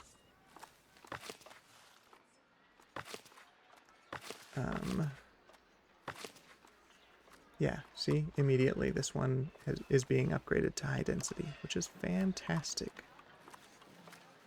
Although a little unfortunate because it looks like they're building it over a pathway that people were walking, but they'll create new pathways and it'll be fine.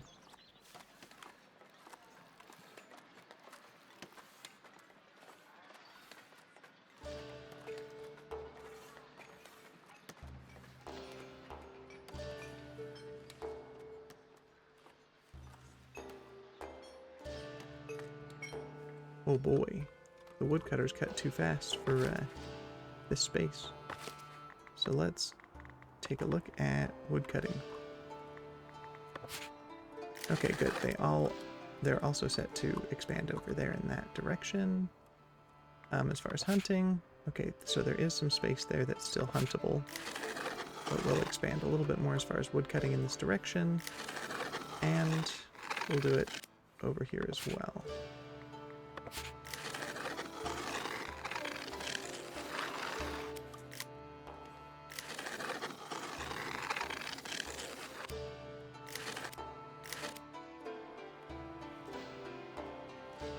I'll see if the woodcutters even consider going out that far, because I think they just prefer to stick to this one. But I also kind of wish that this space would be just used for charcoal.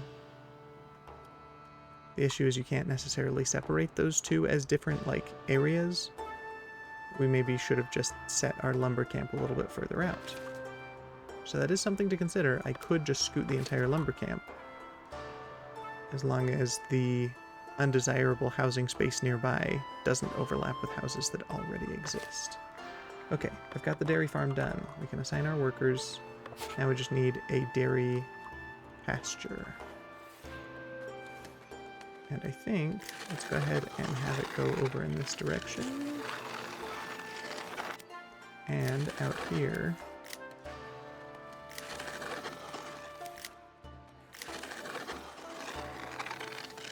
Okay, adequately sized for the current amount of workers. I'll expand it as far as I can until it tells me it's too large. Okay, perfect.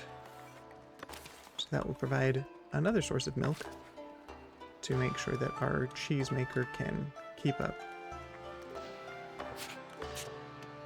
cheese production. So, now that those two buildings are built, let's see.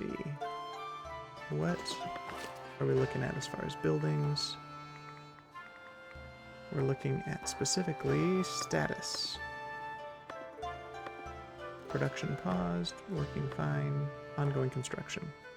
So, I think, if I remember right, the order in which I put them down, the gold smelter is going to be built first currently, then the brewery, then the gathering hut. And maybe before all three of those, it's going to be the wall that's prioritized. Which, let's take a look at how it's going. It's going. It's about all we can say for it. I do actually think, even though the wall's going and probably will be the first thing, I'm going to prioritize the gold smelter. Just because we have 330 gold ore and only 25 gold bars, because these smelters can only work so fast. In fact, this job is best suited to citizens, and because they're both serfs, they work at terrible productivity. So, your needs are met. Let's upgrade you at least to a commoner so that we're a little bit more productive.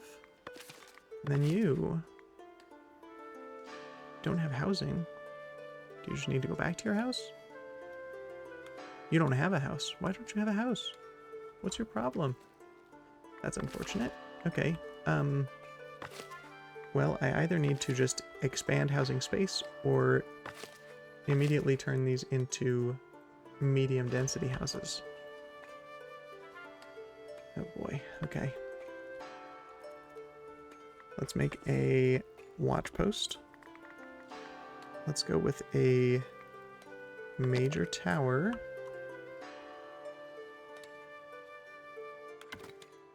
Now, if I expand the height of it, it does expand the range of it as well. Is that worth it? It's very tall. What if instead we just scoot it a little further in this direction? Yeah, let's do that. And then if we make it shorter, so it costs less. Let's stick with that, and let's put a door on it. Simple manor entrance, and we will apply. And we'll put a patroller on it.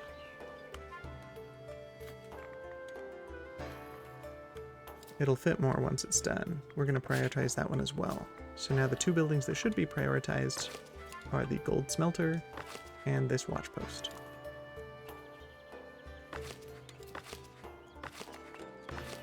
Now you don't have a house at all, so hopefully you can hold out as far as your happiness until we have better housing density for you. But your happiness is at 88, so we're going to hope that that is better. At least I'm going to leave you a serf until then, which means that you're more likely to put up with not having a house, I guess. But it's not going to last long.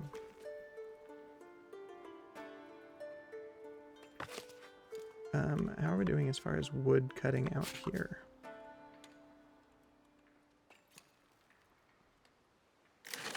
Oh, expand your wood cutting space. You can go all the way out here even. And out in this direction. And I'm going to say don't worry about this space anymore, because that was... I think they don't walk that far since both of my wood cutting groups are here and here. That's just not feasible, which is fine. I can always make another one if I need. Okay, and then the patrol area will be at least those 3 houses, or 4, but it would be nice to go further. Currently the patrol area is too large for anything more than that, but as soon as I get the ability to assign more people here, I can expand that out a little bit.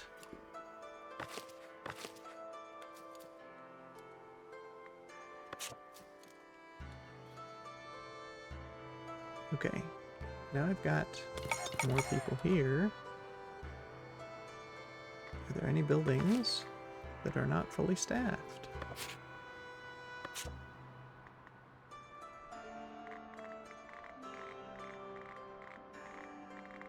No. You can easily tell by this green bar, I think it's reduced. If there's ever like one of 2, it'll just be half green and then half blank. So, easy way to visually tell the difference. Okay.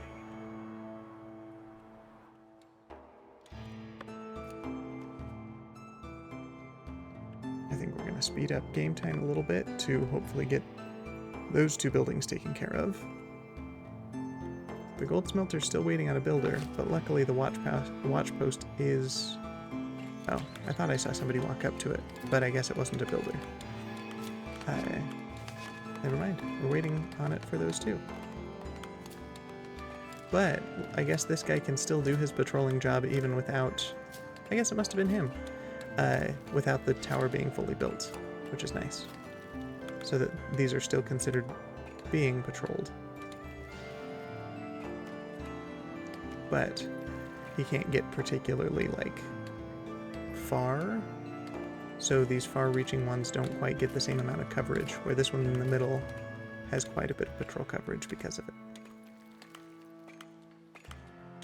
Okay, good. We have workers who have already brought some stone. They're bringing planks and they'll bring tools. This one's still waiting, but that's okay. I think this is the most pressing in this area just to make sure that our gold smelter continues to be happy. Yeah, they had a jump in unhappiness because of the housing shortage. Because while I have medium and high density housing elsewhere, where that person lives, there's not space for them to live. So I got plenty of open housing here, but with their workplace being way out here, they don't want to live in the center of town. Still waiting on a builder there.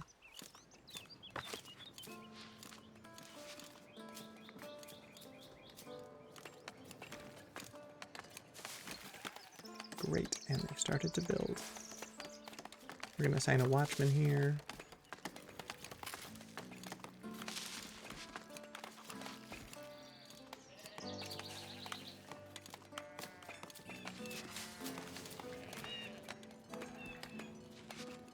And that builder started building, but then went to take a break or get more resources. So we're waiting on another builder to come finish it up.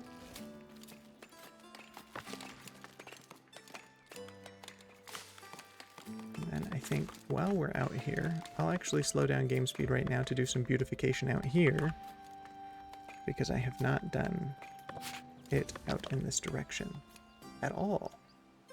Yikes. Okay, hold on.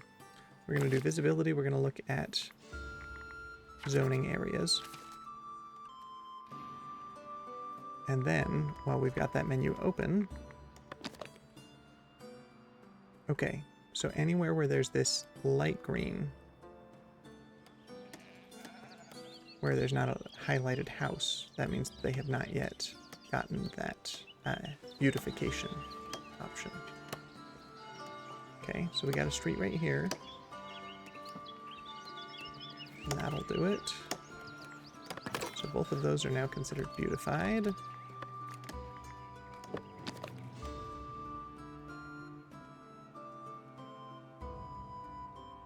Now all of this is open to use as housing, but I think a lot of them, they haven't expanded out in that direction. Okay, so that one does count as beautification. This one does not. It doesn't even if I put that there, but I think it expands the range for me to put other beautifying types. Yeah, great. Like that. Okay. I guess big trees also cost a decent amount.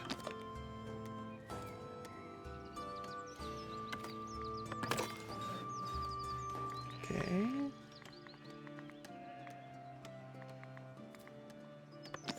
Tall pruned hedge. Okay, so there's that light green space. That's the end of housing in that area.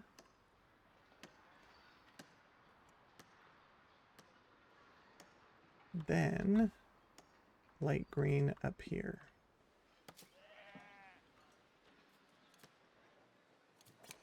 We'll put a hedge here, which doesn't do anything for either of them.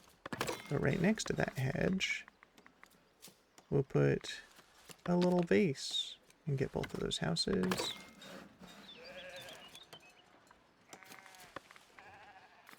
And then we'll put a little rose bush. This is not a house, so we've only got those two houses in this space, I think. Yeah. Then we'll put some out here.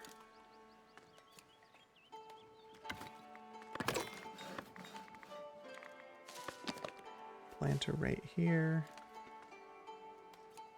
Yeah. And then we'll go with a little lantern post. Like right there. And let's go with a pruned hedge over here to get that one. And let's go with a little stone bench with a backrest to go like here along this street. Then let's go with a little pergola like right there. And let's go with a little brazier to keep people warm and have light around. Like right there.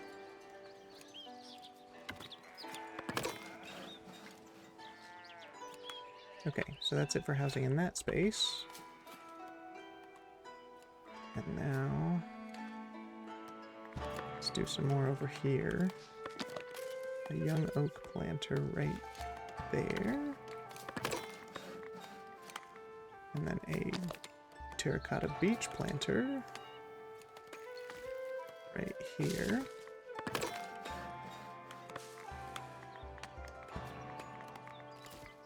Let's go with a little road sign right here.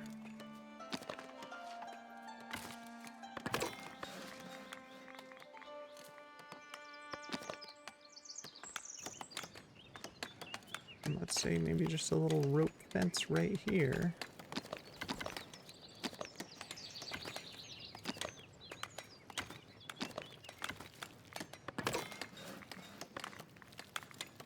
Let's just continue on that rope fence maybe, just for funsies.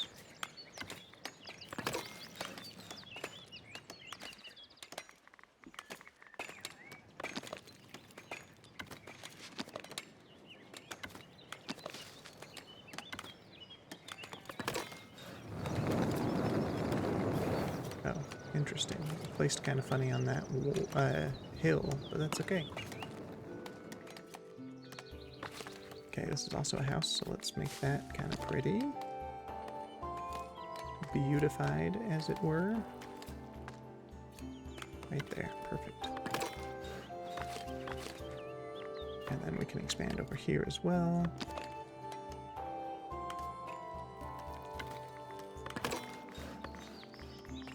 Let's go with another little brazier in the center of those two houses. Okay. And then there's one right here. Let's give them a little pruned hedge. So now anybody who's out here who's a commoner can live in any of these houses because it will have its needs met for beautification. Wait, why is this considered undesirable? Uh-oh. Did I misjudge that? Let's turn off zoning areas, but let's turn on undesirable. I sure did.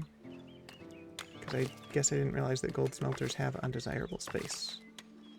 So this can never be considered medium quality housing. It can be increased as far as housing density, but I guess commoners and up will not be able to live in that particular house, which isn't the worst thing in the world. I think we would have preferred maybe have gone a little differently, but I wasn't paying attention, I guess. Alright, not a problem. Okay, from here, how are things going? Got quite a bit of quartz. Quartz can be made into glass here. And then we can make that into stained glass. But we need coal in order to make that happen. I will spend the money to unlock the technology.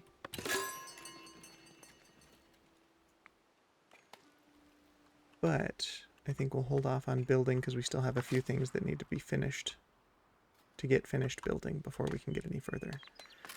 Oh boy, I've been waiting or looking out here so long, I forgot I got new people in. I think I'm going to make a builder's hut out here. Builder's workshop, I guess. Because hopefully that means there's more workers available, more builders.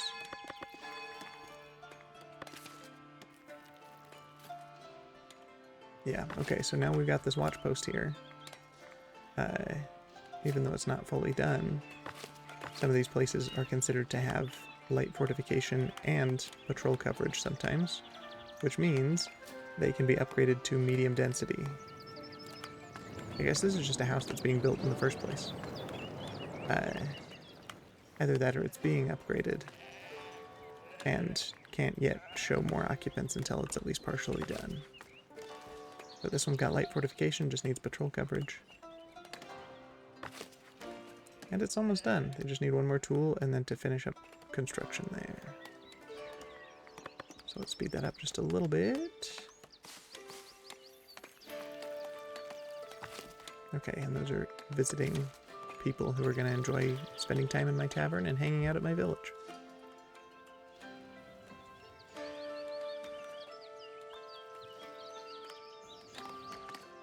As soon as this is built, I think I can assign like 4 more people as patrollers, which will be nice.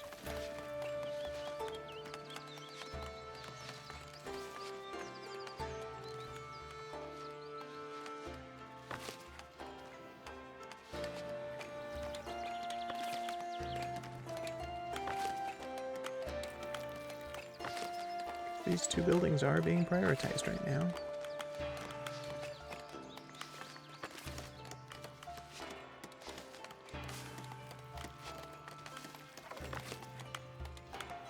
Great, okay, get a couple more on there. And then another watchman, I think. Oh, nope, I've run out of workers, that's fine. Okay, we'll slow it down. And then we will expand the patrol area because I've got quite a few more people on it. Still considered adequately sized for my current amount of people.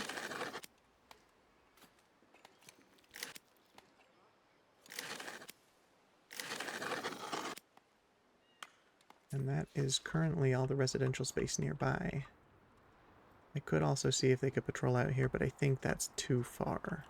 And I'd rather them kind of be able to be centralized for these houses. So, in order to get these ones, I probably need another group of patrollers. Another guard house? Watch house? Watch post. Neither of the things I just said.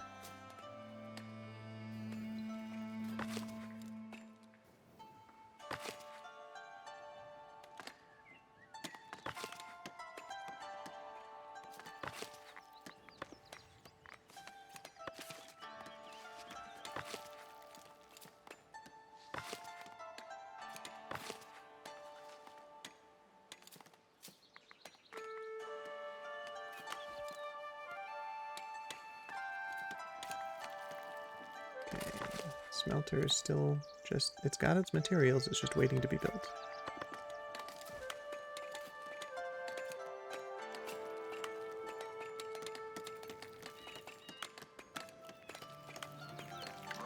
Who has no access to housing? You're here. Where do you work? You're a gold smelter. Okay, so you're the person that we were dealing with before out here, that you just need houses out here. But if we can expand them to medium density, then that's good enough for you.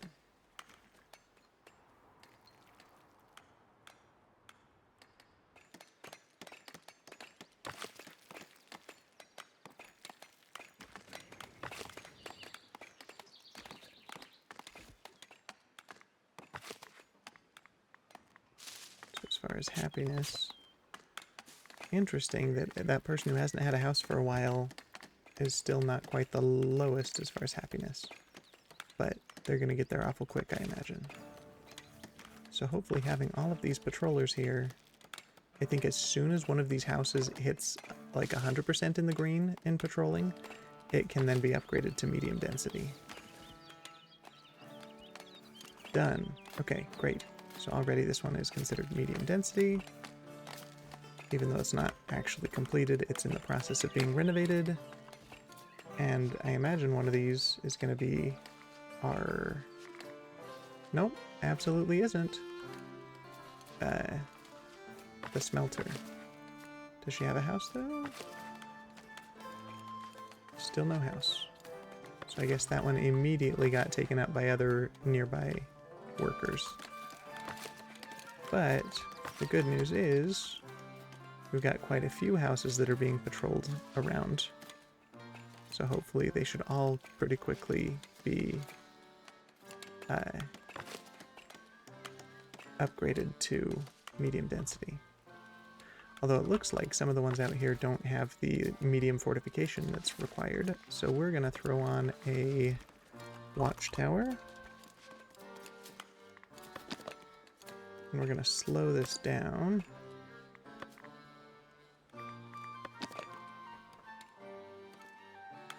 And if I build the watchtower,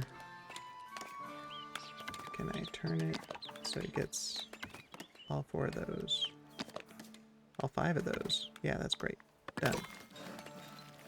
We will prioritize the building of that as well. And this smelter is done, it just needs workers, which I think I just saw some walk past a bit ago. Okay, 2 smelters. Still no house. Sorry, Beringeria? Berinjera? Hold on, I'm sorry, we're working on it. You will have a house soon, I promise.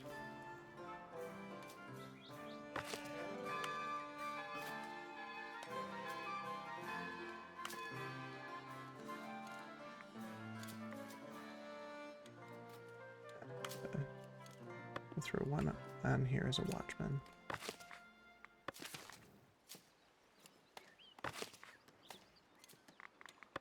Yeah, okay, that's as many as I have. Great.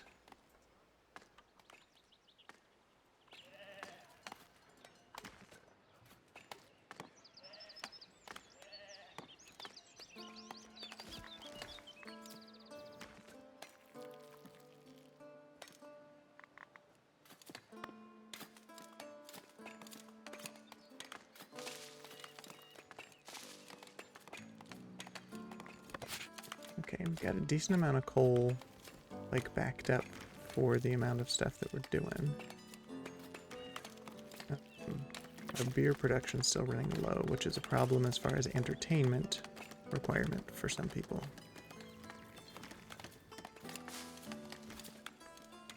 Okay, are patrollers gonna actually patrol? It'd be nice if they did. It seems like they've really only got the one that's right next to the watch post. Okay, there they go. At least the two of them are who are currently on duty. To give a cursory glance to some of these. So we might need another watch post in order to count some of these. Fantastic, we got an aspiration milestone. We grew our village into a flourishing city. I think that was the one that required at least 10 high-density houses.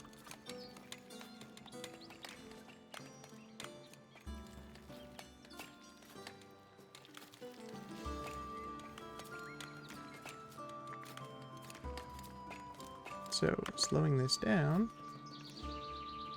I wanted to look at all of these high-density houses here. Nice. Okay.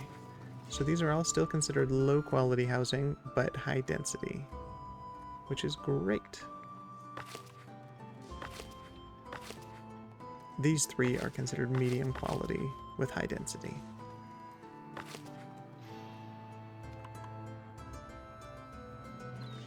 So I could theoretically just, like, have a ton of them crowded into a small space like that without having the huge expanse of the land that I've had to get.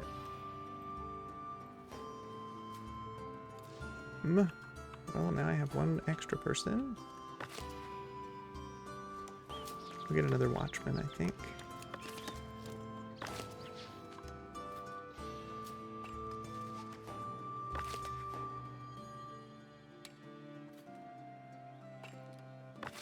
Our wall's still in the process of being built, but it's quite a ways along. How are you doing? You holding on? Still 42% happiness. Not great.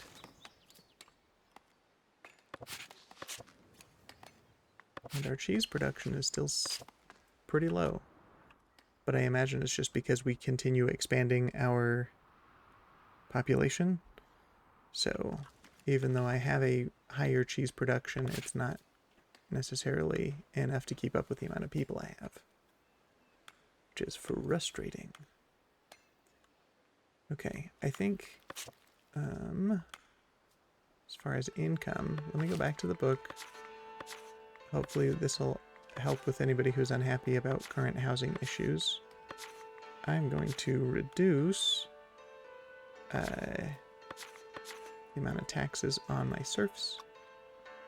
It'll be about a 300 coin per month difference, but that's okay. I'm fine with that.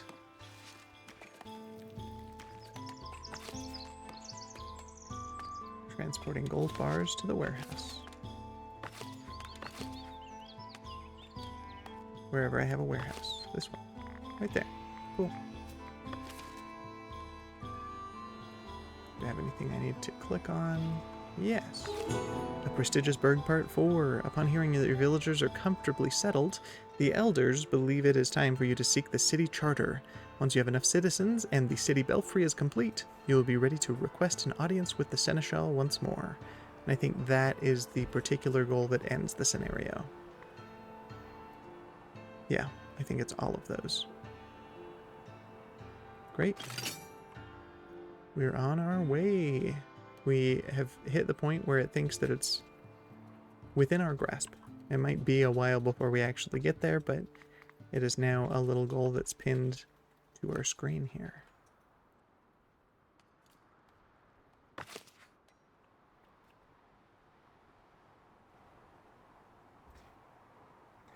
Okay, I'm going to take a second here to take a quick break. I've got a dog that I need to take outside, and then I will be back shortly. Be right back.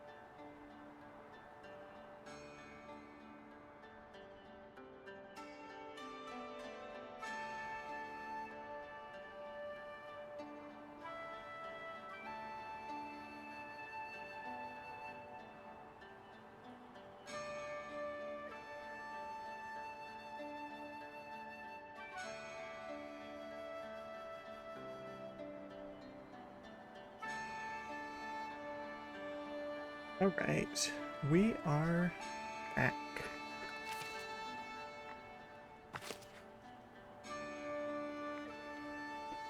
I'm just keeping an eye on anyone who shows up here. Okay, we're doing alright.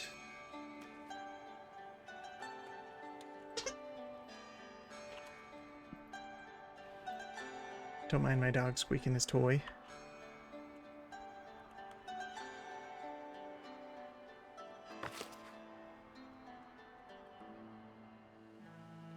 Okay, how are we doing as far as housing out here? That's our big issue for our gold smelter who doesn't currently have a house. A lot of that just has to do with patrolling. They aren't able to patrol enough to fill that bar.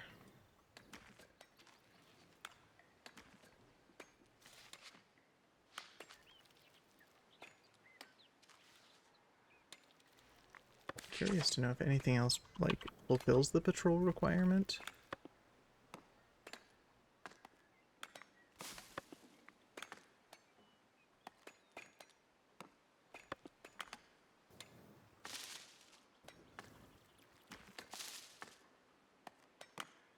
Okay, no. So I will just need either a larger group or multiple groups going out at once by having a different watch post as well. I think maybe we'll just do both. So we'll fully stack or stock this one as having 5 patrollers, and we'll get another watch post. Got a few more immigrants coming in. And then we have this guy here. Wood for the king. Oh good, this is going to be an easy one. We need to have 200 wood within 15 days that we can give to the king. Yeah, sounds like a great trade to me. Or we could do a better deal. I don't think that we can haggle very well because we don't have a good influence within the kingdom, like, sphere. So we'll go ahead and take that. And it looks like we only have space set aside for 2 stacks of regular wood.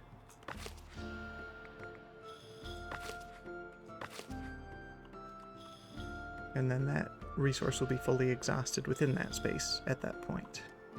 But that's totally fine. If we can just put one more in this space, then that's enough to complete that goal. And that would be good here.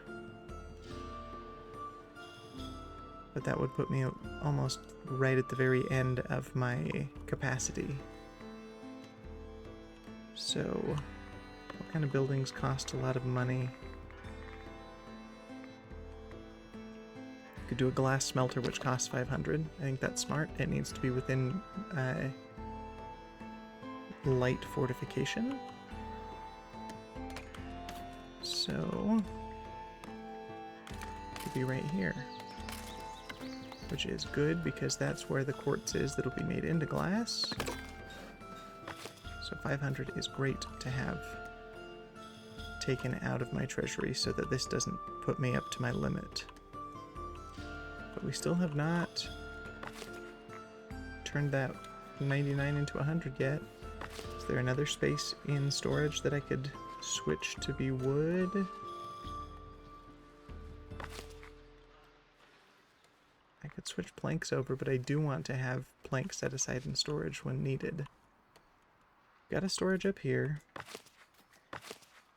but all of them are currently in use.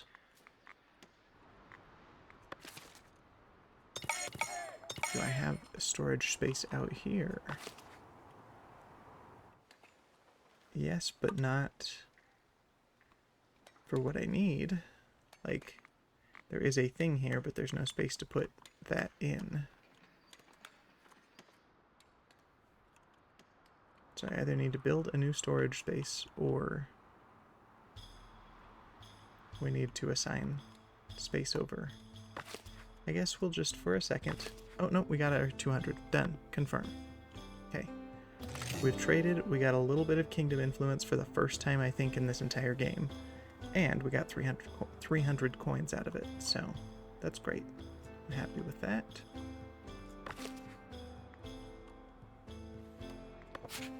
How are we doing on resources? A decent amount of common wares, which is great. We're running not great on clothing, but we've got a good amount of wool and cloth. So I think we need another... weavers make stuff into cloth. Another tailor. Oh, well, it would help to have another tailor here working. You're a commoner and you have all your needs met. Let's go ahead and make the gamble to push you to citizen so that we're working more productively. You're also a commoner, but you don't have housing. You need to have medium quality housing nearby. Now these are not considered medium quality, but they're considered beautiful enough for medium quality. They just, well, I guess this one is, this one's not. This one just needs to have a commoner resident live there. So wait, for this guy, nope, not you, you. Although, let's go ahead and upgrade the serf to a commoner because you'll be able to have those needs met. Alright. With you, who don't have a house, you just need to go back to your house. And this is where you work, so that's good enough. You just haven't been to your house recently, so. Alright, for anybody watching, I think we're gonna be about another 15-20 minutes, and then we'll call it there. Yeah, most streams I think I'm hovering at about 3 hours. I won't often go much past that, but that's about what you can expect. So just so it's not a surprise once we get there.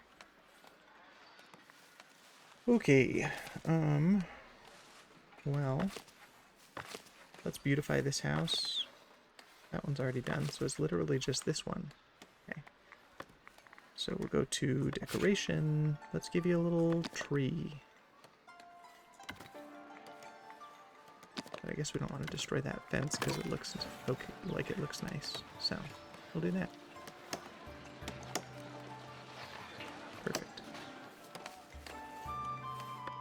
So now that has everything it needs in order to be upgraded to medium quality housing. We just need a commoner to want to live there.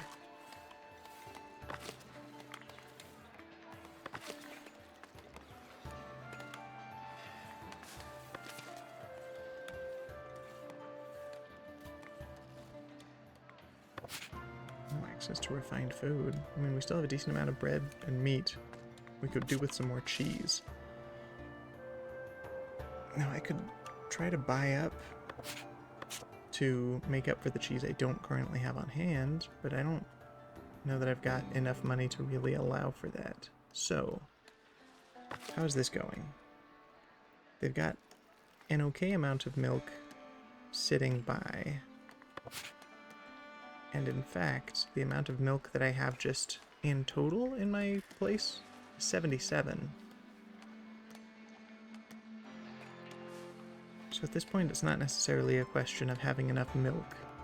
It's that it's not being made fast enough into cheese. Okay. Well, the brewery is going to be the first thing.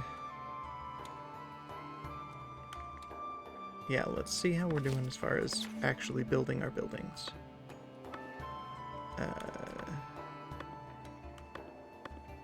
We got 3 under construction. The glass smelter that I placed last. We got the brewery that's right here. And we have the gathering hut that's going to be after that. Okay, looks like the glass smelter maybe just got... No, the gathering hut just got finished. So we are going to go out there and assign our 2 unemployed people to it. Who doesn't have housing? Is it still just the one person? Oh, some people working in the courts. Okay. So, let's filter by, yeah, lowest happiness. You don't have a house close to your workplace. And, do you have a house now? No, still no. That's a problem.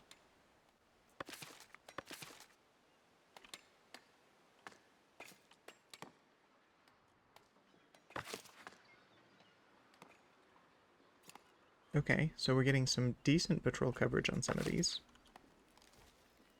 This one just doesn't have light fortification, which is this watchtower, which is being prioritized. So, as soon as that's done, we'll have some more medium density here, which is great. And I think let's go ahead and make a city watchtower also, so that those that already meet the medium density can be upgraded to high density immediately.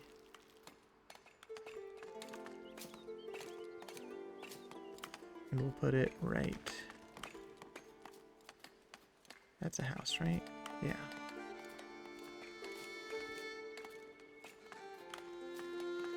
We'll put it right here. Now you can't raise it up at all, but I can change the roof color just for fun. Let's do it. And we'll also prioritize that. So of all the buildings being built, they're going to prioritize this village watchtower and this city watchtower.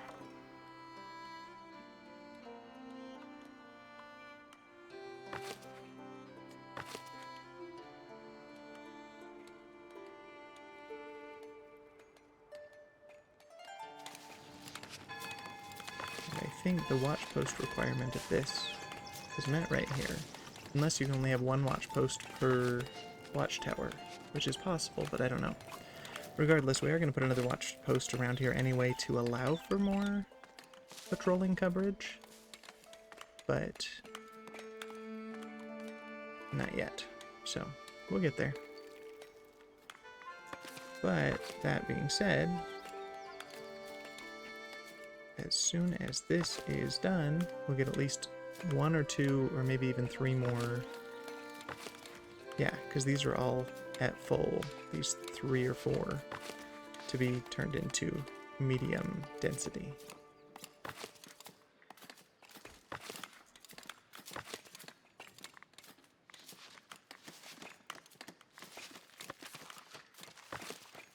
Do you still not have a house? Still no house.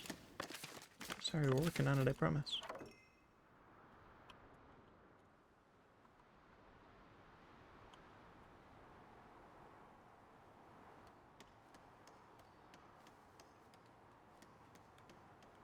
Okay, so this labor estate one is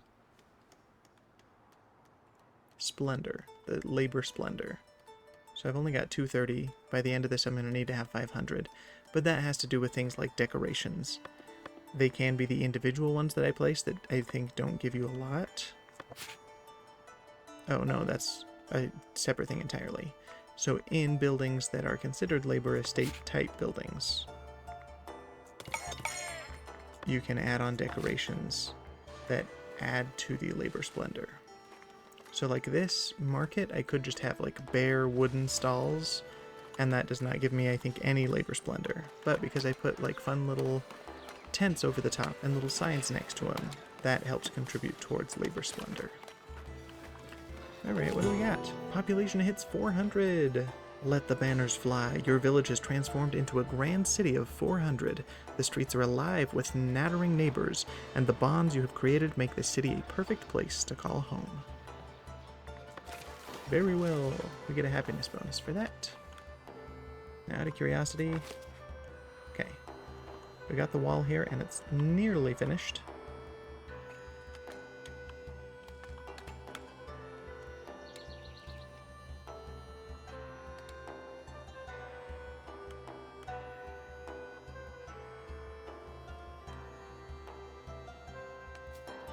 Hey, and the watchtower's done, which means immediately some of these were swapped into medium density.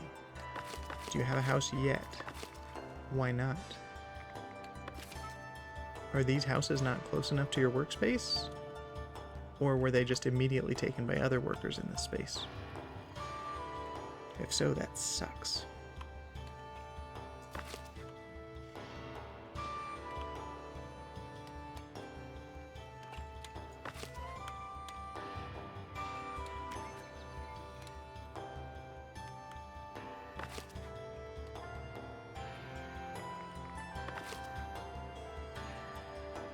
You have a house, but you just need to go back to it. And you have a house, but you need to go back to it.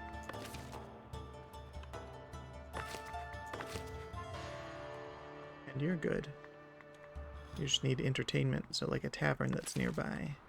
I guess the closest tavern is way down here. So I might need to build one for this burg, essentially, out in this space. I don't know, we'll get there. Let's go ahead and speed up gameplay a little bit.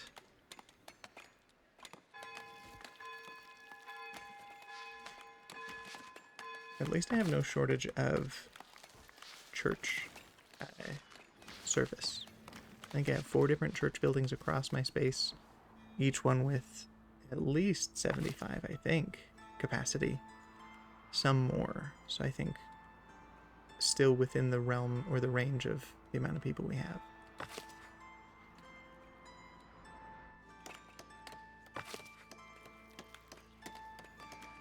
As soon as the city watchtower is done, that'll make it so some of these that are considered medium density can be upgraded to high density.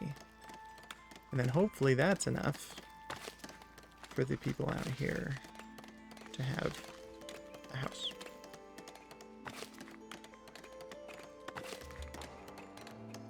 Man, this patroller has nothing. This person's got housing.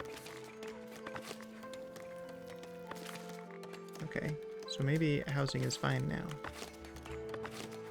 Okay, you've got housing now. Great. So it's no longer an issue. Although, neat. So because that's done, some of these are being turned into high density, which is great.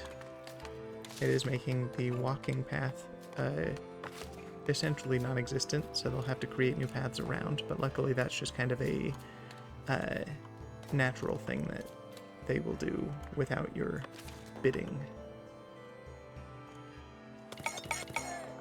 Okay.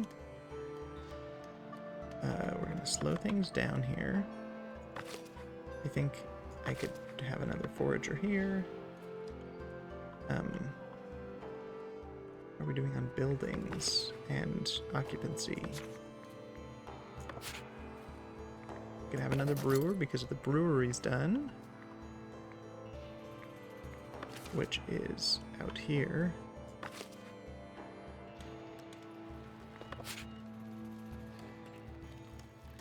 We need more wheat. Always more wheat. Because our beer, we've only got 9 of them. So let's do another wheat farm.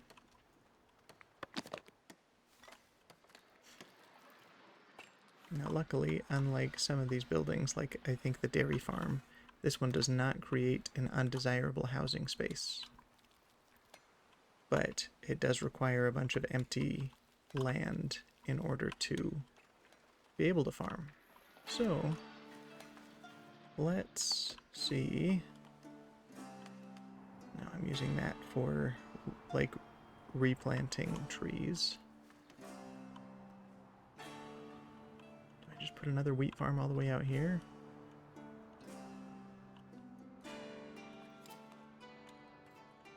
The issue is the brewery's on the other side of the map. So I think I'd like to do it out here if I can.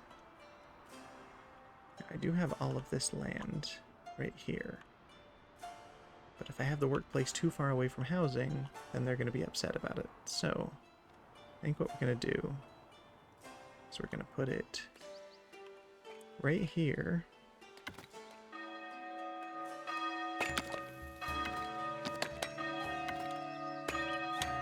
And we're going to have some more workers.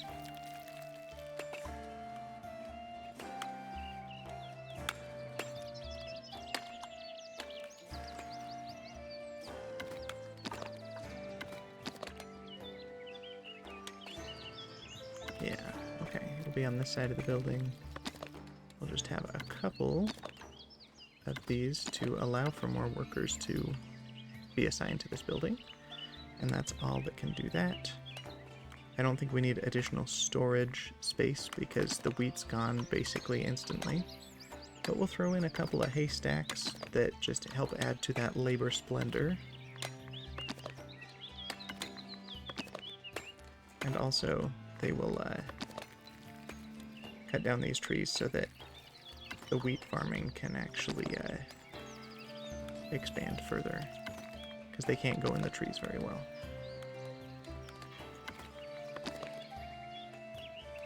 I could assign somebody to, like, be a woodcutter over here, but it's not going to be a fast process to do that, so.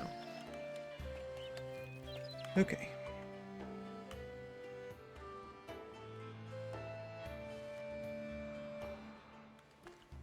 So, that said,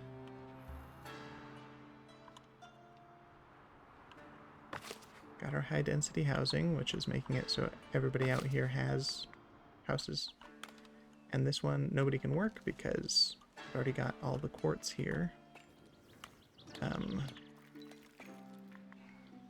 guess the only reason that I was buying any amount of glass was because it was helping improve one of my trade routes, and that's no longer the case, so I'm not going to worry about buying it anymore. And as soon as I have the glass smelter, they can start using it. But in the meantime, my storage thing's here.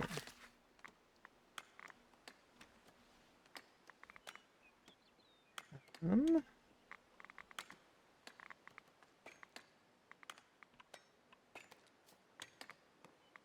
think I'm going to need another warehouse in order to store some quartz.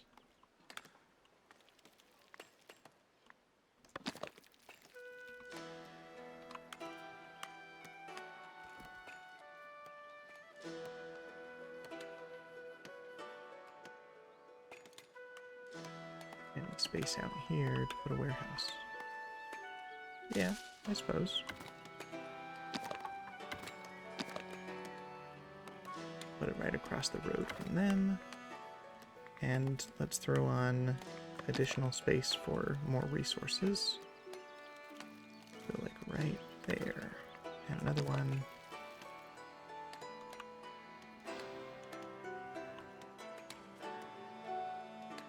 Great.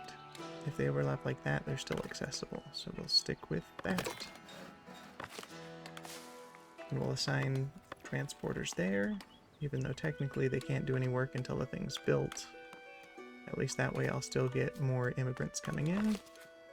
Oh, but this just finished. I lied. We're going to assign only one transporter. And then we're going to send those two over to the glass blowers.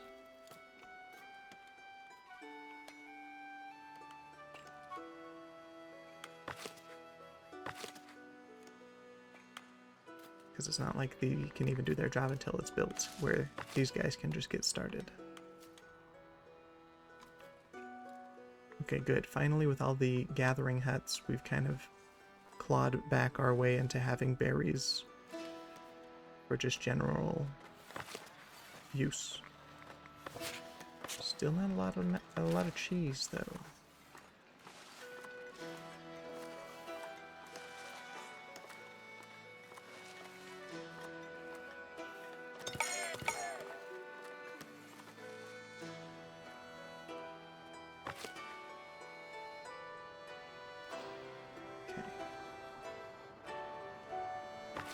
Wall is done. I can keep going with it. I'm going to edit building. I'm going to continue on with my city wall, connecting it to the end of this one, and going along the edge of my territory here.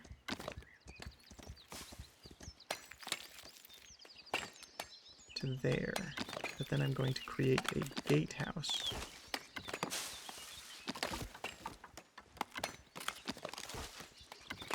Oh, I guess technically I can't do that yet until I want city wall.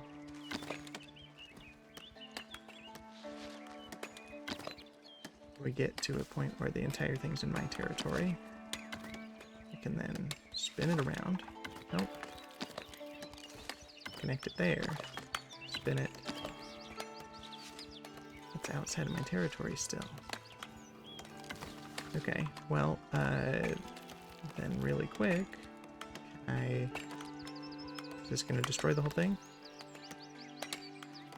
maybe. I'm gonna go to territories. I'm gonna buy this one. So now back to... Nope, I don't want to abandon. Cancel. I'm gonna get rid of this. I'm gonna go back here. I'm actually going to clear these new changes because my border just changed.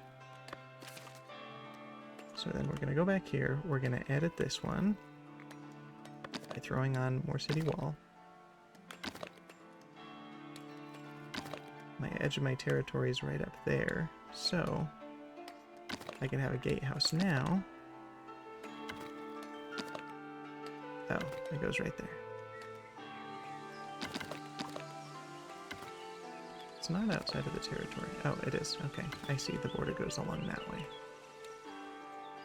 And then we're going to throw on another wall from here to there. And then we'll continue the wall out this way.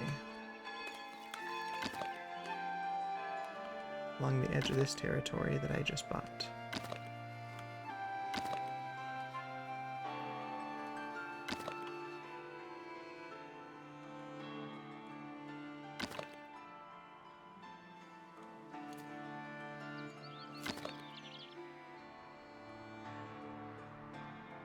I imagine there's definitely more efficient and effective ways to do this, because it doesn't actually count as anything, I think, until I complete it along the outside. But, like, until I can close the circle, essentially.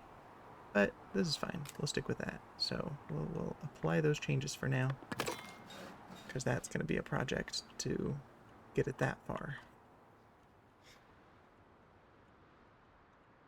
I mean, Rome wasn't built in a day, you know? So... that's all fine. Okay, as far as buildings,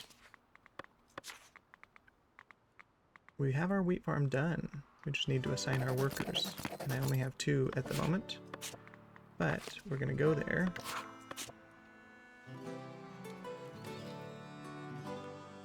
And we're going to paint those crops. Yeah, see all of that in red? It's because it's in the trees where I can't actually plant wheat.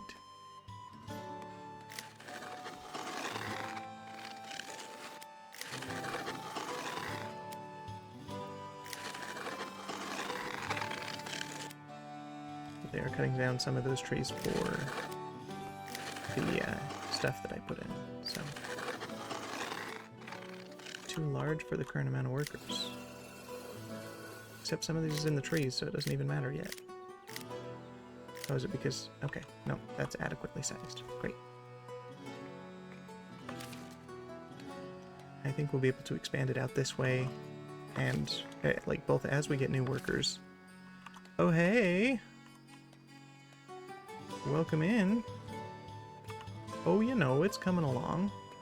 No complaints here. It's actually just about to end, unfortunately. Good timing. I normally stream for about 3 hours at a time. So, we're just about there. I've been going for 2 hours and 59 minutes. So, I'm going to wrap it up here shortly. But, thank you for joining.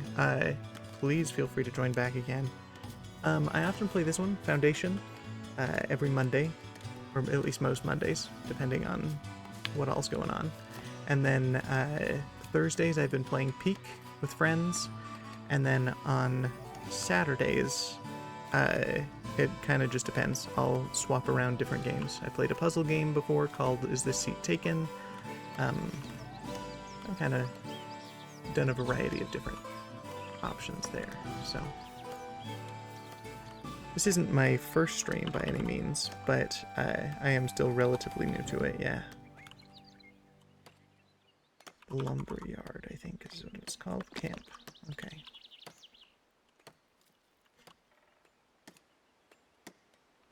Thanks very much. I appreciate it. I hope you'll join me for the future streams. Alright, friends, with that lumber camp placed. D8D? D&D. I have played D&D before, yeah. Unless that's DBD, and I'm not sure exactly what that would be.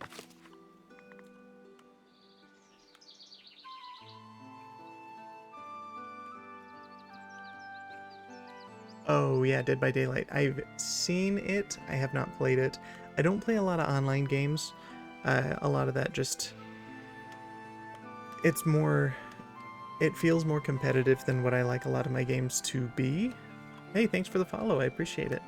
I often will play single player games. Sometimes I'll play online and multiplayer, but often it's more just things to do with friends, uh, and less to do with, I guess, playing online with randos. Oh, nice.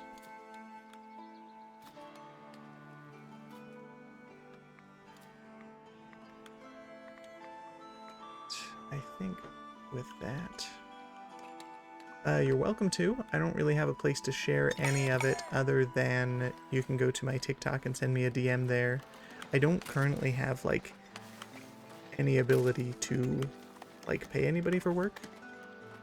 And I don't have a Discord currently that I could share with anybody because, like, I've got a personal one, but I don't have anything tied to this, so... Yep, sorry about that.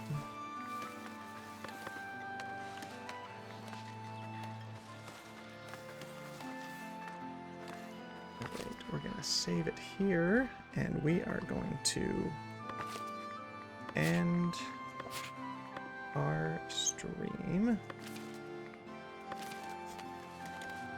Yeah, sorry, I don't have the ability to, like, contact people through Discord at the moment as a streamer, because I've got, like, a personal Discord that I don't use for anything here. But, you know, maybe one day we'll get there. But, again, if you want to communicate with me at all, I've got that TikTok account that you could DM me through. It's linked on my account here, so... Alright, well everybody, thanks for joining me. It's been great, and I hope you have a lovely week and a lovely holiday. We'll talk to you soon. Alright, bye.